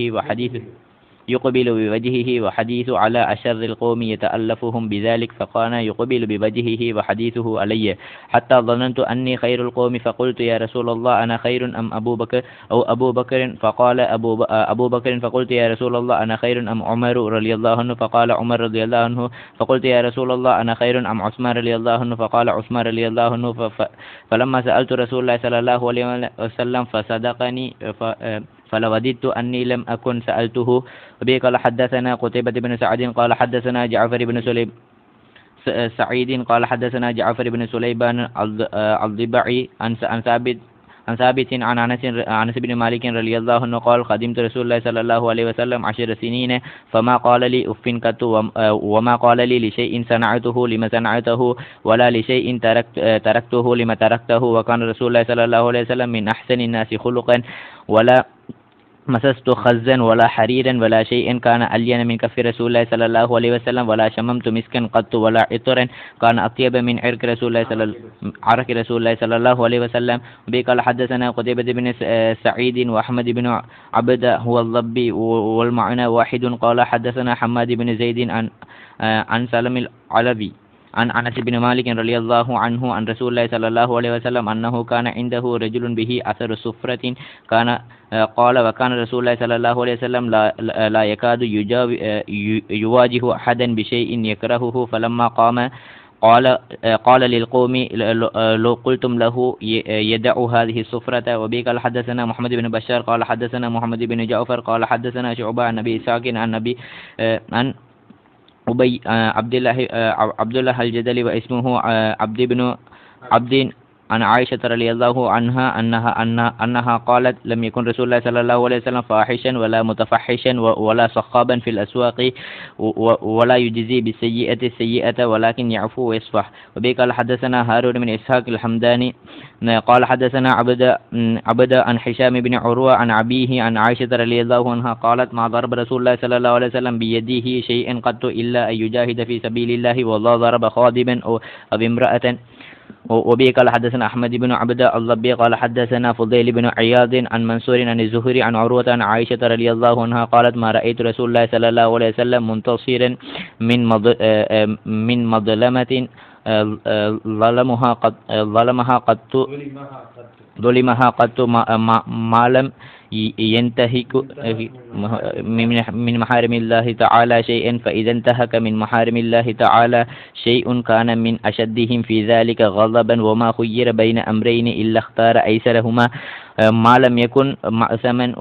وبيك حدثنا ابن أبي عمر قال حدثنا سفيان عن محمد بن المنكدر عن عروة عن عائشة رضي الله عنها قالت استأذن رجل على رسول الله صلى الله عليه وسلم وأنا عنده فقال بئس بن العشيرة أو أخي العشيرة ثم أذن له فأعلن له القول فلما خرج قلت يا رسول الله قلت ما قلت ثم فقال يا عائشة إن من شر الناس من تركه الناس أو ودعه الناس اتقاء فحشه. وبه قال حدثنا سفيان بن وكيع قال حدثنا جميع بن عمر بن عبد الرحمن العجلي قال حدثني رجل من بني تميم من ولد أبي هالة زوج خديجة ويكنى أبا عبد الله عن ابن أبي هالة عن الحسن بن علي رضي الله عنه قال الحسين بن علي سألت أبي عن سيرة رسول الله صلى الله عليه وسلم في جلسائه فقال كان رسول الله صلى الله عليه وسلم دائم البشر سهل الخلق لين الجانب ليس ولا غضيل ولا صخاب ولا فحاش ولا عياب ولا مشاح يتغافل عما يشتهي ولا يؤس منه راجيه ولا يجيب فيه قد ترك نفسه من ثلاث المراء والإكبار وما لا يعنيه وترك الناس من ثلاث كان لا يذم أحدا ولا يعيبه ولا يطلب عورته ولا يتكلم إلا فيما رجا ثوابه وإذا تكلم أطرق جلساءه كأنما على رؤوسهم الطير فإذا سكت تكلموا لا يتنازعون عنده الحديث ومن تكلم عنده أنصتوا له حتى يفرغ حديثهم عنده حديث أولهم يضحك مما يضحكون منه ويتعجب مما يتعجبون منه ويصبر للغريب على الجفوة في منطقه ومسألته حتى إذا كان أصحابه حتى يجيبوا ويقول إذا رأيتهم طالب حاجة يطلبها فأفدوه ولا يقبل ولا الثناء إلا من مكافئ ولا يقطع على أحد حديثه حتى يجوز فيقطعه بنهي أو قيام. وبه قال حدثنا محمد بن بشار قال حدثنا عبد الرحمن بن مهدي قال حدثنا سفيان عن محمد بن المنكدر قال سمعت جابر بن عبد الله يقول ما سئل رسول الله صلى الله عليه وسلم شيئا قط فقال لا. وبه قال حدثنا عبد الله بن عمران أبو القاسم القرشي المكي قال حدثنا إبراهيم بن سعيد عن ابن شهاب عن عبيد الله عن ابن عباس رضي الله عنهما قال كان رسول الله صلى الله عليه وسلم أجود الناس بالخير وكان أجود ما يكون في شهر رمضان حتى ينسلخ فيأتيه جبريل فيعرض عليه القرآن فإذا لقيه جبريل كان رسول الله صلى الله عليه وسلم أجود بالخير من الريح المرسلة. به قال حدثنا قتيبة بن سعيد قال حدثنا جعفر بن سليمان عن ثابت عن أنس بن مالك رضي الله عنه قال كان النبي صلى الله عليه وسلم لا يدخر شيئا لغد. وبه قال حدثنا هارون بن موسى بن علقمة المديني قال حدثني عن هشام بن سعد عن زيد بن أسلم عن أبيه عن عمر بن الخطاب رضي الله عنه أن رجلا جاء إلى رسول الله صلى الله عليه وسلم فسأله أن يعطيه فقال النبي صلى الله عليه وسلم ما عندي شيء ولكن ابتع علي فإذا جاءني شيء قضيته فقال عمر رضي الله عنه يا رسول الله قد أعطيته فما كلفك الله ما لا تقدر عليه فكره النبي صلى الله عليه وسلم قول عمر فقال رجل من الأنصار يا رسول الله أنفق ولا تفخ من ذي العرش إقلالا فتبسم رسول الله صلى الله عليه وسلم وعرف في وجهه البشر لقول الأنصاري ثم قال بهذا أمرت. وبه قال حدثنا علي بن حجر قال حدثنا قال أخبرنا شريك عن عبد الله بن محمد بن عقيل عن الربيع بنت معوذ بنت عفراء رضي الله عنه قالت أتيت النبي صلى الله عليه وسلم بقناء من رطب وأجر رغب فأعطاني ملء كفيه حليا وذهبا.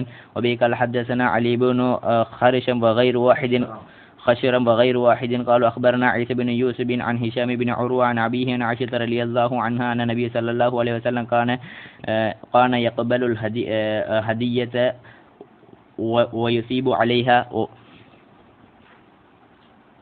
இந்த பாடத்திலே ஸல்லல்லாஹு அலைஹி வஸல்லம் அவர்களுடைய அக்லாக்கை பற்றிய பல செய்திகள் இங்கே பதியப்பட்டிருக்கிறது. ஏற்கனவே சொல்லப்பட்ட பல விஷயங்களும் வந்திருப்பதோடு புதிதாகவும் சஹாபாக்கள் அவர்கள் கண்ட பல தரவுகளை இங்கே தந்திருக்கிறார்கள். ஸைத் இப்னு சாபித் ரலியல்லாஹு அன்ஹு மகன் ஹாரிஜா ரலியல்லாஹு சொல்றார்கள், சில மனிதர்கள் ஸைத் இப்னு சாபித் ரலியல்லாஹு அன்ஹு அவர்களை சந்திக்க வந்தார்கள். சொன்னார்கள், ரசூலுல்லாஹி ஸல்லல்லாஹு அலைஹி வஸல்லம் சில ஹதீஸுகளை எங்களுக்கு சொல்லுங்களே என்று கேட்டாங்க. சொன்னார்கள், என்ன சொல்ல? நீங்க எல்லாம் சொல்றீங்க, எனக்கு எல்லாம் சொல்லலாமா? நான் ஸல்லல்லாஹு அலைஹி வஸல்லம் உடைய பக்கத்து வீட்டிலே இருந்தேன். எனக்கு பக்கத்து வீட்டிலே தான் ஸல்லல்லாஹு அலைஹி வஸல்லம் இருந்தார்கள். அவர்களுக்கு வஹி இறங்கினால் ஒரு ஆளை எனக்கு அனுப்புவாங்க, நான் போய் அதை எழுதுவேன். நாங்கள் ஏதாவது துனியாவை பற்றி பேசினா ஸல்லல்லாஹு அலைஹி வஸல்லம் எங்களோட சேர்ந்து அதை பற்றியும் பேசுவாங்க. எல்லோரோடையும் சேர்ந்து அவர்களுடைய உள்ளங்களை வென்றெடுக்கணும், அதுக்காக ஸல்லல்லாஹு அலைஹி வஸல்லம் சேர்ந்து பேசுவாங்க. ஆகிரத்தை பற்றி நாங்கள் பேசினா எங்களோட சேர்ந்து ஆகிரத்தை பற்றியும் பேசுவாங்க. சாப்பாட்டை பற்றி பேசினா எங்களோட சேர்ந்து சாப்பாட்டை பற்றியும் பேசுவாங்க. இதெல்லாம் ஸல்லல்லாஹு அலைஹி வஸல்லம் அவர்களை பற்றி நான் உங்களுக்கு சொல்லுகிறேன் என்று ஸைத் இப்னு சாபித் ரலியல்லாஹு அன்ஹு சொன்னாங்க. மற்றும் ஒரு செய்தியை அம்ர் இப்னு அல்-ஆஸ் ரலியல்லாஹு அன்ஹு அவர்கள் சொல்கிறார்கள். ஸல்லல்லாஹு அலைஹி வஸல்லம் அவர்கள் பேசும்போது முழுமையாக முகத்தை திருப்பித்தான் பேசுவார்கள். அதுவும் அந்த ஊரிலே மிக கெட்டவன் வந்தாலும் கூட முழுமையாக பார்த்துத்தான் பேசுவார்கள். எதற்காக? அவர்களுடைய உள்ளங்களை வென்றெடுக்க வேண்டும். அவர்கள் தன்னுடைய முகத்தை பார்த்து பேசும்போது நான் நினைத்தேன், நான் தான் இந்த சமூகத்திலே சிறந்தவர் என்று. அப்படி எனக்கு மரியாதை கொடுத்து முகத்தை பார்த்து பேசினான். நான் கேட்டேன், யார் ரசூலுல்லாஹ், நான் சிறந்தவரா ஹஜ்ரத் அபூபக்கர் சிறந்தவரா? சொன்னாங்க, அபூபக்கர் ரலியல்லாஹு அன்ஹு. நான் கேட்டேன், யார் ரசூலுல்லாஹ், நான் சிறந்தவனா ஹஜ்ரத் உமர் சிறந்தவரா? ஹஜ்ரத் உமர் என்றாங்க. நான் கேட்டேன், யார் ரசூலுல்லாஹ், நான் சிறந்தவரா ஹஜ்ரத் உஸ்மான் சிறந்தவரா? உஸ்மான் என்றாங்க. அப்போது நான் ரசூலுல்லாஹி ஸல்லல்லாஹு அலைஹி வஸல்லம் கேட்டபோது அவர்கள் என்னை, அதாவது என்னுடைய கேள்விக்கு மிக சிறப்பாக பதிலளித்தார்கள். நான் விரும்பினேன், இப்படி ஒரு கேள்வியை கேட்காம இருந்திருந்தா நல்லமே. இதை இவர் எதிர்பார்த்தாரு, முதல் ஆளாக தன்னை சொல்லுவேன். ஆனால் நம்பர் பின்னுக்கு போக போக சஹாபி நினைச்சாரு, கடைசி ஆளா கேட்டே இருக்கக்கூடாது. அஹ்லாக்கை பற்றி மிக சொல்லுவதற்கு தகுதியான அனஸ் இப்னு மாலிக் ரலியல்லாஹு அன்ஹு சொன்னார்கள், ஸல்லல்லாஹு அலைஹி வஸல்லம் அவர்களுக்கு 10 வருஷம் ஹித்மத் செஞ்சிக்கிறேன், எனக்கு ஒரு நாளும் சி என்று சொன்னதில்லை. நான் ஏதாவது ஒன்றை செஞ்சா ஏனப்பா செஞ்சீங்கன்னு கேட்க மாட்டாங்க, ஏதாவது ஒன்றை விட்டா ஏன் விட்டீங்கன்னு கேட்க மாட்டாங்க. ஸல்லல்லாஹு அலைஹி வஸல்லம் சிறந்த நட்பண்பாளர். நான் எந்த ஒரு மிருதுவான பட்டையோ ஒரு பொருளையோ பிடிச்சில்லை, ஸல்லல்லாஹு அலைஹி வஸல்லம் உள்ளங்கையை போல பஞ்சு போல இருக்கும். நான் எந்த ஒரு கஸ்தூரியை நுகர்ந்து பார்த்ததில்லை, எந்த ஒரு அத்தரையும் நுகர்ந்து பார்த்ததில்லை. ஸல்லல்லாஹு அலைஹி வஸல்லம் வியர்வையிலிருந்து அவ்வளவு நறுமணம் வரும் என்று அனஸ் ரலியல்லாஹு அன்ஹு சொல்றாங்க. மற்றொரு கட்டத்தில் அனஸ் இப்னு மாலிக் ரலியல்லாஹு அன்ஹு சொல்றாங்க, ஸல்லல்லாஹு அலைஹி வஸல்லம் அவர்களிடத்திலே ஒரு மனிதர் இருந்தார்.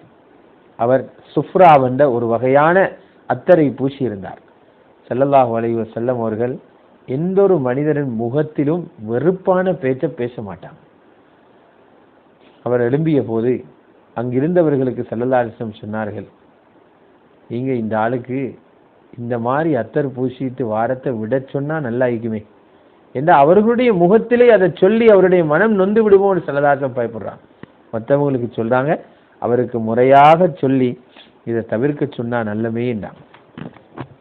ஆயிஷா ரலியல்லாஹு அன்ஹா சொல்றாங்க, ஸல்லல்லாஹு அலைஹி வஸல்லம் அவர்கள் மோசமான சொல்லிலேயோ செயலிலேயோ மோசமான சொல்களை பேசக்கூடியவர்கள் அல்ல, மோசமானதை சிரமப்பட்டு செய்பவர்களும் அல்ல, அவர்கள் சந்தைகளிலே சத்தம் போட்டுக்கொண்டு திரிபவர்களும் அல்ல. அவர்கள் ஒரு மனிதன் கெடுதி செய்துவிட்டால் அதற்கு பகரமாக கெடுதி செய்பவர்கள் அல்ல, கெடுதியை மன்னித்து மறந்துவிடும் தன்மையுள்ளவர்களே ஸல்லல்லாஹு அலைஹி வஸல்லம் அவர்கள். அவர்கள் எதிரிகளை மன்னித்த சரித்திரங்கள் எங்களுக்கு தெரியும். அவர்களுடைய பல்லை உடைத்தார்கள், உஹது யுத்தத்திலே முகத்தை காயப்படுத்தினார்கள். இது சஹாபாக்களுக்கு பாரமாக இருந்தது. யா ரசூலல்லாஹ், பதுவா செய்தால் என்னன்னு கேட்டார்கள். சொன்னார்கள், நான் சாபம் விடுவதற்கு அனுப்பப்பட்டவன் அல்ல, நான் ஒரு தாயியாகவும் இரக்கம் உள்ளவனாக அனுப்பப்பட்டேன். அல்லாஹும் மக்ஃபிர் லி கௌமி அல்லது அல்லாஹும் மஹ்தி கௌமி ஃபஇன்னஹும் லா யஅலமூன் என்று துஆ செய்தார்கள். அடுத்ததாக ஹஜ்ரத் ஆயிஷா ரலியல்லாஹு அன்ஹா சொன்னார்கள், ஸல்லல்லாஹு அலைஹி வஸல்லம் யாருக்கும் தனது கையினால் அடித்தது கிடையாது. அல்லாஹ்வுடைய பாதையிலே அப்படியான ஒரு கட்டம் ஏற்பட்டாலே தவிர எந்த ஒரு வேலைக்காரனுக்கோ எந்த ஒரு பெண்ணுக்கோ கை நீட்டி அடித்ததில்லை என்று ஆயிஷா ரலியல்லாஹு அன்ஹா சொல்றார். ஆயிஷா ரலியல்லாஹு அன்ஹா மற்றும் ஒரு ரிவாயத் இருக்கிறது, நபி ஸல்லல்லாஹு அலைஹி வஸல்லம் அவர்களுக்கு யாராவது அநியாயம் செய்தால் அந்த அநியாயத்துக்கு எதிராக யாரையும் உதவிக்கு அழைக்க மாட்டார்கள், பழி எடுக்க மாட்டார்கள். ஆனால் அல்லாஹ்வுடைய சட்டங்கள் மீறப்படும் போதுதான் அவர்களுக்கு கடுமையான கோபம் வரும். ஸல்லல்லாஹு அலைஹி வஸல்லம் அவர்களுக்கு 2 விடயங்களில் ஒன்றை தெரிவு செய்யுங்கள் என்று கொடுத்தால் லேசானதை தெரிவு செய்வாங்க, மக்களுக்கு லேசாகணுங்கிறதுக்காக. ஆனால் அந்த லேசானது பாவமாக இல்லாமல் இருந்தால் என்று சொல்றாங்க. ஆயிஷா ரலியல்லாஹு அன்ஹா மற்றொரு கட்டத்தை சொல்கிறார்கள், ஒரு மனிதர் ரசூலுல்லாஹி ஸல்லல்லாஹு அலைஹி வஸல்லம் சந்திக்க வரும்படி அனுமதி கேட்டார்கள். நானும் அப்ப ரசூலுல்லாஹ்வோடு இருக்கிறேன். சொன்னாங்க, இந்த ஆள் ரொம்ப மோசமான ஆளப்பா அப்படின்னா, பீஸா இப்னுல் அஷீரா. பிறகு அவருக்கு வர அனுமதி கொடுத்தாங்க. அவர் வந்த பிறகு மிருதுவாக பேசினாங்க. அவர் போன பிறகு நான் கேட்டேன், யா ரசூலல்லாஹ், வர முதல்ல கெட்ட மனுஷன் எல்லாம் சொல்லிட்டு வந்த பிறகு மிஞ்ச கூலா பேசினீங்களே யா ரசூலல்லாஹ் அப்படின்னு ஆயிஷா நாய் கேட்டாங்க. சொன்னார்கள், ஆயிஷா, மனிதர்கள்ல கெட்டவர் யாரு தெரியுமா? இவன் ஒரு கெட்ட மனிதன் என்பதனால அவரை சந்திக்க வருவதை மக்கள் தவிர்க்கிறார்கள் என்றால் அவன்தான் அல்லாஹ்விடத்துல கெட்டவன். அவர் உண்மையிலே மோசமான குணமுள்ளவர் என்றாலும் எங்களோட வீட்டு வாசலுக்கு வந்துவிட்டால் அவரை மரியாதையாக பேசி அனுப்புவதே மனித நேயம் என்று சொல்லி அனுப்பினார்கள் ஸல்லல்லாஹு அலைஹி வஸல்லம். ஹஜ்ரத் ஹுசைன் இப்னு அலி சொல்றார்கள், ரசூலுல்லாஹி ஸல்லல்லாஹு அலைஹி அவர்கள் தன்னுடைய நண்பர்களோடு எப்படி நடந்து கொள்வார்கள் என்று என்னுடைய தந்தையிடம் கேட்டேன். சொன்னார்கள், ஸல்லல்லாஹு அலைஹி வஸல்லம் எப்போதுமே சிரிச்சு கொண்டுதான் இருப்பாங்க, நல்ல குணம் உள்ளவங்க, மிருதுவாக மக்களுடன் நடந்து கொள்ளக்கூடியவர்கள், மிக இரக்கம் வந்துடும், கடுகடுத்த வார்த்தைகளை பேச மாட்டாங்க, கனமான உள்ளத்தோடு நடந்து கொள்ள மாட்டாங்க, சத்தம் போட்டு பேச மாட்டாங்க, மோசமாக கதைக்க மாட்டாங்க, யாரையும் குறை சொல்லவும் மாட்டாங்க. அது மட்டுமல்ல, ஸல்லல்லாஹு அலைஹி வஸல்லம் அவர்கள் கஞ்சனாகவும் இல்லை. அவர்கள் விரும்பக்கூடிய விஷயங்களை, அவர்கள் எது பிடிக்காதோ அதை அவசரமாக மறந்து விடுவார்கள், மனதிலே வைத்துக் கொண்டிருக்க மாட்டார்கள். அதனால் யாரை பற்றி மனம் நொந்து போக மாட்டார்கள். அதிலே இவருக்கும் அந்த விஷயத்திலே ஸல்லல்லாஹு அலைஹி வஸல்லம் அவர்கள் யாரையும் தோல்வியுறச் செய்ய மாட்டார்கள். 3 விஷயங்களை, தனக்கு வரக்கூடிய 3 விஷயங்களை ஸல்லல்லாஹு அலைஹி வஸல்லம் விட்டு விடுவார்கள். முதலாவது, யாருடனும் பாத்திலான விஷயத்துக்காக தர்க்கம் செய்வது. ஸல்லல்லாஹு அலைஹி வஸல்லம் தனக்காக தர்க்கம் செய்ய மாட்டார்கள். இரண்டாவது, எது கிடைத்தாலும் போதாது, கூடத்தாங்க, விசேஷமாக பணம் செல்வம் அதிகரித்து தாங்கன்னு கேட்க மாட்டாங்க. மூணாவது, தேவையற்ற விஷயங்கள். இந்த மூணையும் ஸல்லல்லாஹு விட்டுவிடுவார்கள். மக்களுக்காக 3 விஷயத்தை ஸல்லல்லாஹு விட்டு விடுவார்கள். ஒன்று, யாரையுமே இழிவாக பேச மாட்டாங்க, யாரையும் குறை சொல்ல மாட்டாங்க, யாருடைய குறையையும் ஸல்லல்லாஹு அலைஹி வஸல்லம் தேட மாட்டாங்க. அவர்கள் பேசினாலும் நன்மையை எதிர்பார்த்து தான் ஸல்லல்லாஹு அலைஹி வஸல்லம் பேசுவார்கள். அவர்கள் கதைத்தால் சஹாபாக்கள் எப்படி தலையை பணிய போடுவாங்கன்னா, தலையில பறவைகள் நிற்கிறது போல இருக்குமா. நபி அவர்கள் மௌனமாக இருந்தால் தான் சஹாபாக்கள் பேசுவார்கள். ரசூலுல்லாஹ்வுடைய முன்னிலையிலே சர்ச்சைகளை ஏற்படுத்தி கொள்ள மாட்டார்கள். யாராவது அவர்களுக்கு முன்னால் கதைத்தால் சஹாபாக்கள் அவர்களை மௌனமாக இருக்கும்படி சொல்லுவார்கள், ஸல்லல்லாஹு அலைஹி வஸல்லம் பேசி முடியும் வரை. ஸல்லல்லாஹு அலைஹி வஸல்லம் அவர்களிடத்திலே யாராவது வருபவர்கள் பேசுவதாக இருந்தால் வருபவர்களை சிறந்தவர்கள் தான் பேசுவார்கள். சஹாபாக்கள் சிரிக்கும் போது நபியும் சிரிப்பார்கள். அவர்கள் ஆச்சரியப்படுகின்ற விஷயங்களை பார்த்து அவர்களும் ஆச்சரியப்படுவார்கள். யாராவது அதபு ஒழுக்கம் தெரியாத புதியவர்கள் வந்தால் பேச்சுவார்த்தைகளிலும் கேள்விகள் கேட்கும் போதும் ஒழுக்கம் கெட்ட முறையிலே நடந்தால் அதை பொறுத்து கொள்வார்கள். எந்த அளவுக்கென்றால் சஹாபாக்கள் அவர்களுடைய சஹாபாக்களுக்கே இந்த கேள்விகள் பிடிக்காது. சஹாபாக்கள் வந்து சொல்வார்கள், நீங்கள் ஏதாவது ஒரு தேவையை கேட்கக்கூடியவர்களாக இருந்தால் அவருக்கு நீங்கள் உதவி செய்யுங்கள் என்று சொல்வார்கள். யாரிடத்திலும் புகழை எதிர்பார்க்க மாட்டார்கள், புகழை கபூல் செய்ய மாட்டார்கள். ஆனால் அளவு கடந்து புகழாமல் நடுநிலைமையாக புகழ்பவர்களை எதுவும் செய்ய மாட்டார்கள். யாருடனும் பேசிக்கொண்டிருக்கும் போது ஸல்லல்லாஹு அலைஹி வஸல்லம் பேச்சை நிறுத்த மாட்டார்கள், அவர்களாகவே பேச்சை நிறுத்தும் வரைக்கும். இப்படியாக ஸல்லல்லாஹு அலைஹி வஸல்லம் குணம் இருந்தது. ஜாபிர் இப்னு அப்துல்லா ரலியல்லாஹு அன்ஹுமா ஸல்லல்லாஹு அலைஹி வஸல்லம் பற்றி சொல்கிறார்கள், எதை கேட்டாலும் இல்லை என்ற பதில் அல்லாஹ்வுடைய ரசூலிடம் வராது. அப்துல்லாஹ் இப்னு அப்பாஸ் ரலியல்லாஹு அன்ஹு சொல்லும்போது, மக்களிலே மிகவும் சிறந்த கொடையாளியாக ஸல்லல்லாஹு அலைஹி வஸல்லம் இருந்தார்கள். அதிலும் ரமதானிலே முடியும் வரைக்கும் அதிகமாக தர்மம் செய்வர்களாக இருந்தார்கள். ஹஜ்ரத் ஜிப்ரீல் வருவார்கள், குர்ஆனை ஓதி காட்டுவார்கள். ஹஜ்ரத் ஜிப்ரீலை சந்திக்கும் போது ஸல்லல்லாஹு அலைஹி வஸல்லம் சூறாவளி காற்றை விடவும் வேகமாக தர்மம் செய்பவர்களாக இருந்தார்கள்.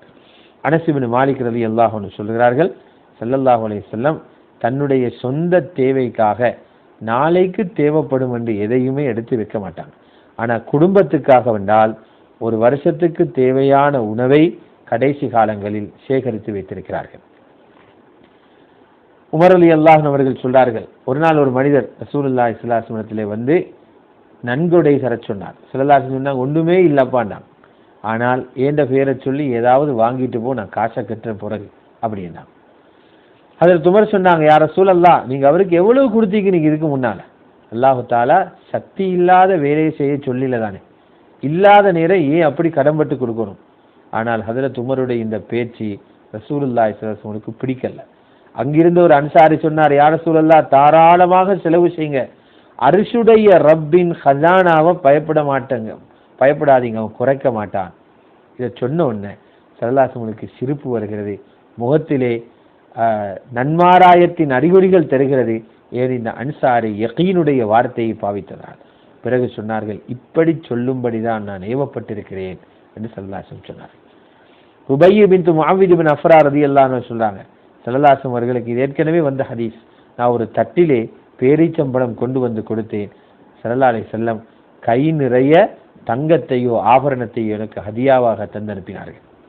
ஆயிஷா ரலியல்லாஹு அன்ஹா அவர்கள் சொல்கிறார்கள், ஸல்லல்லாஹு அலைஹி வஸல்லம் ஹதியா பொருட்களை கபூல் செய்துவிட்டு அதற்கு பிரதி கூலியும் செய்வார்கள். ஹதியா பொருளை கபூல் செய்வார்கள், அதற்கு இன்னொரு பொருளால் அல்லது துஆவினால் அதற்கு பிரதி கூலியும் கொடுப்பார்கள் ஸல்லல்லாஹு அலைஹி வஸல்லம் அவர்கள். அடுத்த பாடம் சிறிய பாடம் தான், ஸல்லல்லாஹு அலைஹி வஸல்லம் வெட்கத்தை பற்றிய பாடம்.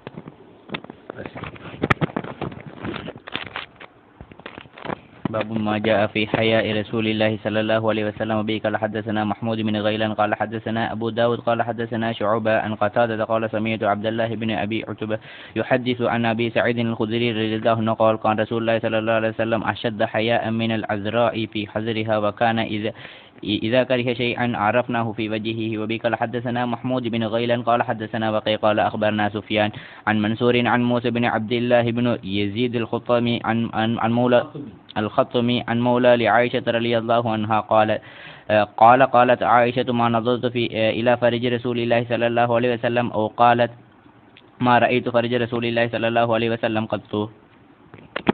இங்கே ஸல்லல்லாஹு அலைஹி வஸல்லம் அவர்களுடைய வெட்கத்தை பற்றி பேசப்படுகிறது. வெட்கம் என்பது அது மனிதனிடத்தில் உள்ள ஒரு தன்மை. அது கிளந்து வரும்போது கெட்ட வேலைகளை மனிதன் செய்வதை தவிர்த்துக் கொள்வான். நல்லதை செய்வதற்கு அது மனிதனை தூண்டும். எந்த ஒரு ஹக்கிலையும் குறைபாடு செய்வதை அது தடுக்கும். வெட்கத்திலே பல வகைகள் இருக்கிறது. ஹயா உல் கரம் என்று சொல்வார்கள் ஸல்லல்லாஹு அலைஹி வஸல்லம் அவர்கள். உதாரணமாக ஜைனப் ரலியல்லாஹு அன்ஹா வலிமாவின் போது சாப்பிட்டு விட்டு எழும்பாமல் கதைத்து கொண்டிருந்தவர்களுக்கு எழும்பி போங்கள் என்று சொல்லாமல் ஸல்லல்லாஹு அலைஹி வஸல்லம் இருந்தார்கள். அது அவர்களிடத்தில் இருந்த கண்ணியத்தின் வெட்கம். இன்னொன்று இருக்கிறது ஹயா உல் முஹிப்பி மின் மஹ்பூபிஹி, தன்னுடைய நண்பருக்கு முன்னால் வரக்கூடிய வெட்கம். அது உள்ளத்திலே சில உதிப்புகள் வரும், ஆனால் வெட்கம் அதனை தடுக்கும். இன்னொன்று இருக்கிறது ஹயா உல் உபூதியா, இபாதத்திலே மற்றவர்கள் குறை செய்வதை பார்க்கும்போது இவருக்கு வெட்கமும் பயமும் அதிகரிக்கிறது. இன்னொன்று தன்னை பற்றிய வெட்கம். உதாரணமாக தன்னுடைய குறைபாடான செயற்பாடுகளை பார்த்து தனக்கு வெட்கம் வருவது. இப்படியாக இது வெட்கத்திலே மிக உயர்ந்த வகையாக இருக்கிறது. சொல்கிறார்கள், தன்னை பார்த்து தானே வெட்கப்படுபவர்கள் ஏனையவர்களை பார்த்து வெட்கமடைவதற்கு மிகவும் சக்தி பெற்றவர்கள். ஆகவே வெட்கம் என்பது பொதுவாகவே நல்லதுதான். ஸல்லல்லாஹு அலைஹி வஸல்லம் சொல்லி இருக்கிறார்கள், அல் ஹயாஉ கைருன் குல்லுஹு, வெட்கத்தில் எந்த கெடுதியும் இல்லை, எல்லாமே நல்லதுதான் என்று சொல்லியிருக்கிறார்கள் ஸல்லல்லாஹு அலைஹி வஸல்லம். அபூ சயீத் அல் குத்ரி ரலியல்லாஹு அன்ஹு சொல்றாங்க, ஸல்லல்லாஹு அலைஹி வஸல்லம் உடைய வெட்கம் எப்படி என்றால், ஒரு புது மணப்பெண் தனது கணவரை சந்திக்கும் போது வெட்கத்தினால் அந்த அறையிலே தன்னுடைய முகத்தை மறைத்துக் கொள்வதை போன்று ஸல்லல்லாஹு அலைஹி வஸல்லம் வெட்கப்படுவார்கள். அவர்களுக்கு ஏதாவது ஒரு விடயம் பிடிக்கவில்லை என்றால் வாயால சொல்ல மாட்டாங்க, அதை முகத்தை பார்த்து நாங்கள் விளங்கி கொள்வோம் என்று சஹாபாக்கள் சொல்றாங்க. ஆயிஷா ரலியல்லாஹு அன்ஹா சொல்றாங்க, நான் ரசூலுல்லாஹி ஸல்லல்லாஹு அலைஹி வஸல்லம் வெட்கஸ்தலத்தை பார்த்ததில்லை, அல்லது ஒருபோதும் ஸல்லல்லாஹு அலைஹி வஸல்லம் வெட்கஸ்தலத்தை நான் பார்த்ததில்லை என்று ஆயிஷா ரலியல்லாஹு அன்ஹா அவர்கள் குறிப்பிடுகிறார்கள். அடுத்ததாக இன்று நான் நினைக்கிறேன் பூர்த்தி செய்ய முடியாமல் போகும் போல இருக்குது.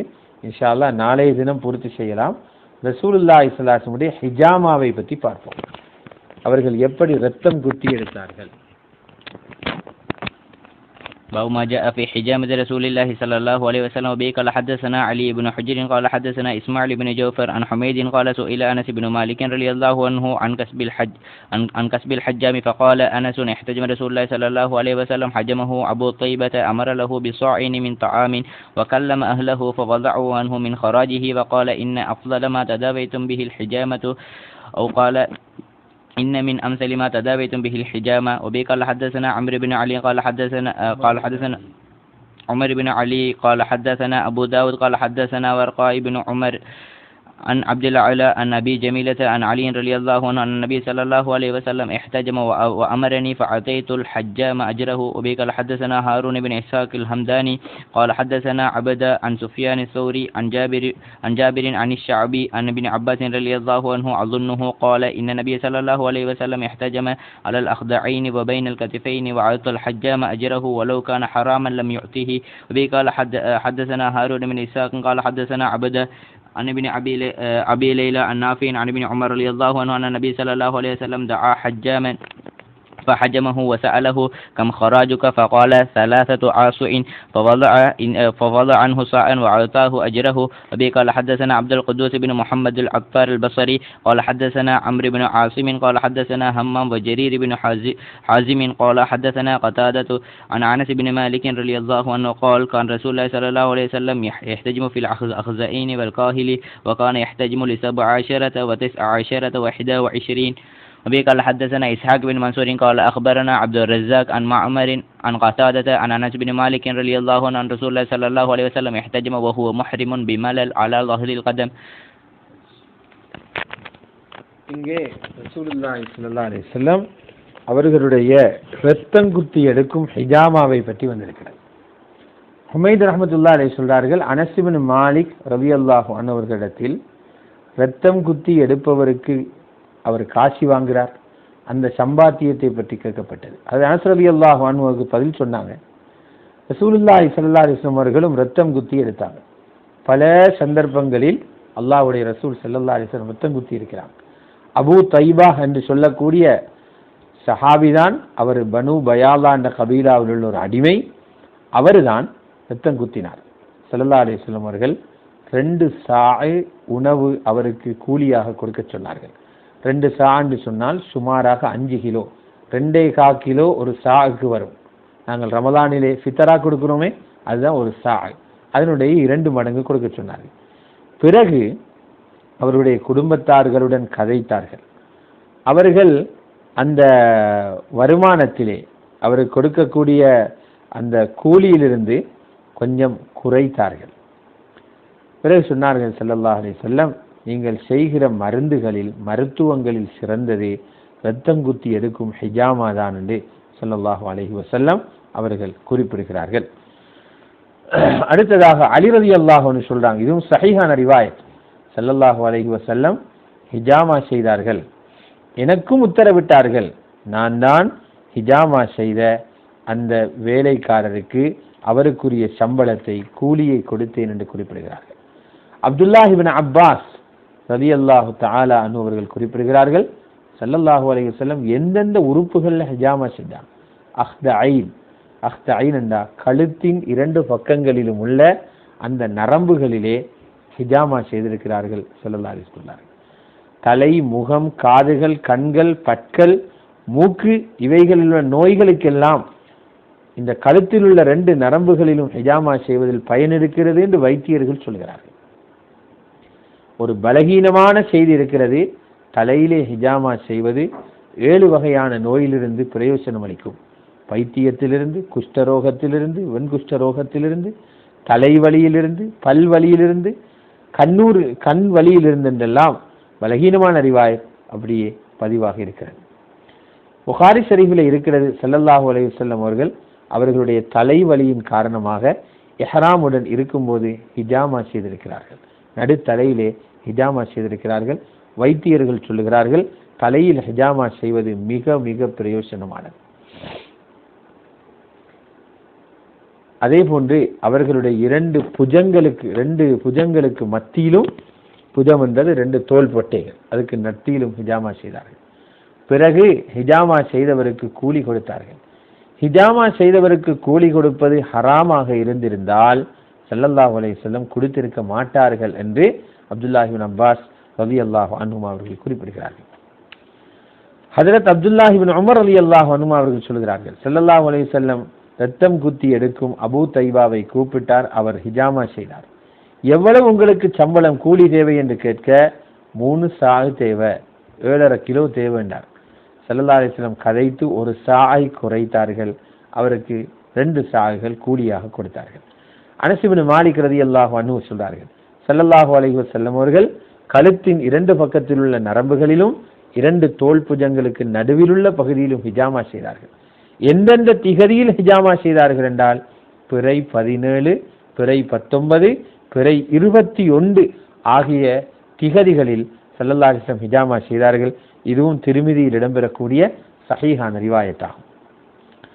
ஹஜ்ரத் அனஸ் ரலியல்லாஹு அன்ஹு சொல்றார்கள், எந்த அளவு ஸல்லல்லாஹு அலைஹி வஸல்லம் ஹிஜாமாவுக்கு முன்னுரிமை கொடுத்தார்கள் என்றால், இஹ்ராமுடன் இருக்கும்போது மக்காவுக்கும் மதீனாவுக்கும் இடையில் உள்ள மலல் என்ற இடத்தில் ஹிஜாமா செய்தார்கள். அவர்களுடைய கால் பாதத்தின் மீது அந்த ஹிஜாமா செய்யப்பட்டது என்று குறிப்பிட்டிருக்கிறார்கள். நாட்களை பொறுத்தவரையில் உலமாக்கள் எழுதுகிறார்கள், திங்கட்கிழமை ஹிஜாமாவுக்கு மிக நல்ல நாள். திங்கட்கிழமை 17வது 19வது அல்லது 21வது பிறைக்கு நேர்பட்டால் அது மிகவும் நல்லதாக இருக்கும். செவ்வாய்க்கிழமையை பற்றி வித்தியாசமான விஷயங்கள் இருக்கிறது. ஆகவே கட்டாய தேவை இல்லாதவர்கள் செவ்வாய்க்கிழமையை தவிர்த்து கொள்வது நல்லது. இப்னு சீனா மிகச் சிறந்த மருத்துவர் சொல்லுகிறார், பகல் நேரங்களில் அதனுடைய நேரம் 2 மணி 3 மணி என்ற அந்த நேரங்கள் பொருத்தமானது என்று அவர்கள் குறிப்பிட்டிருக்கிறார்கள்.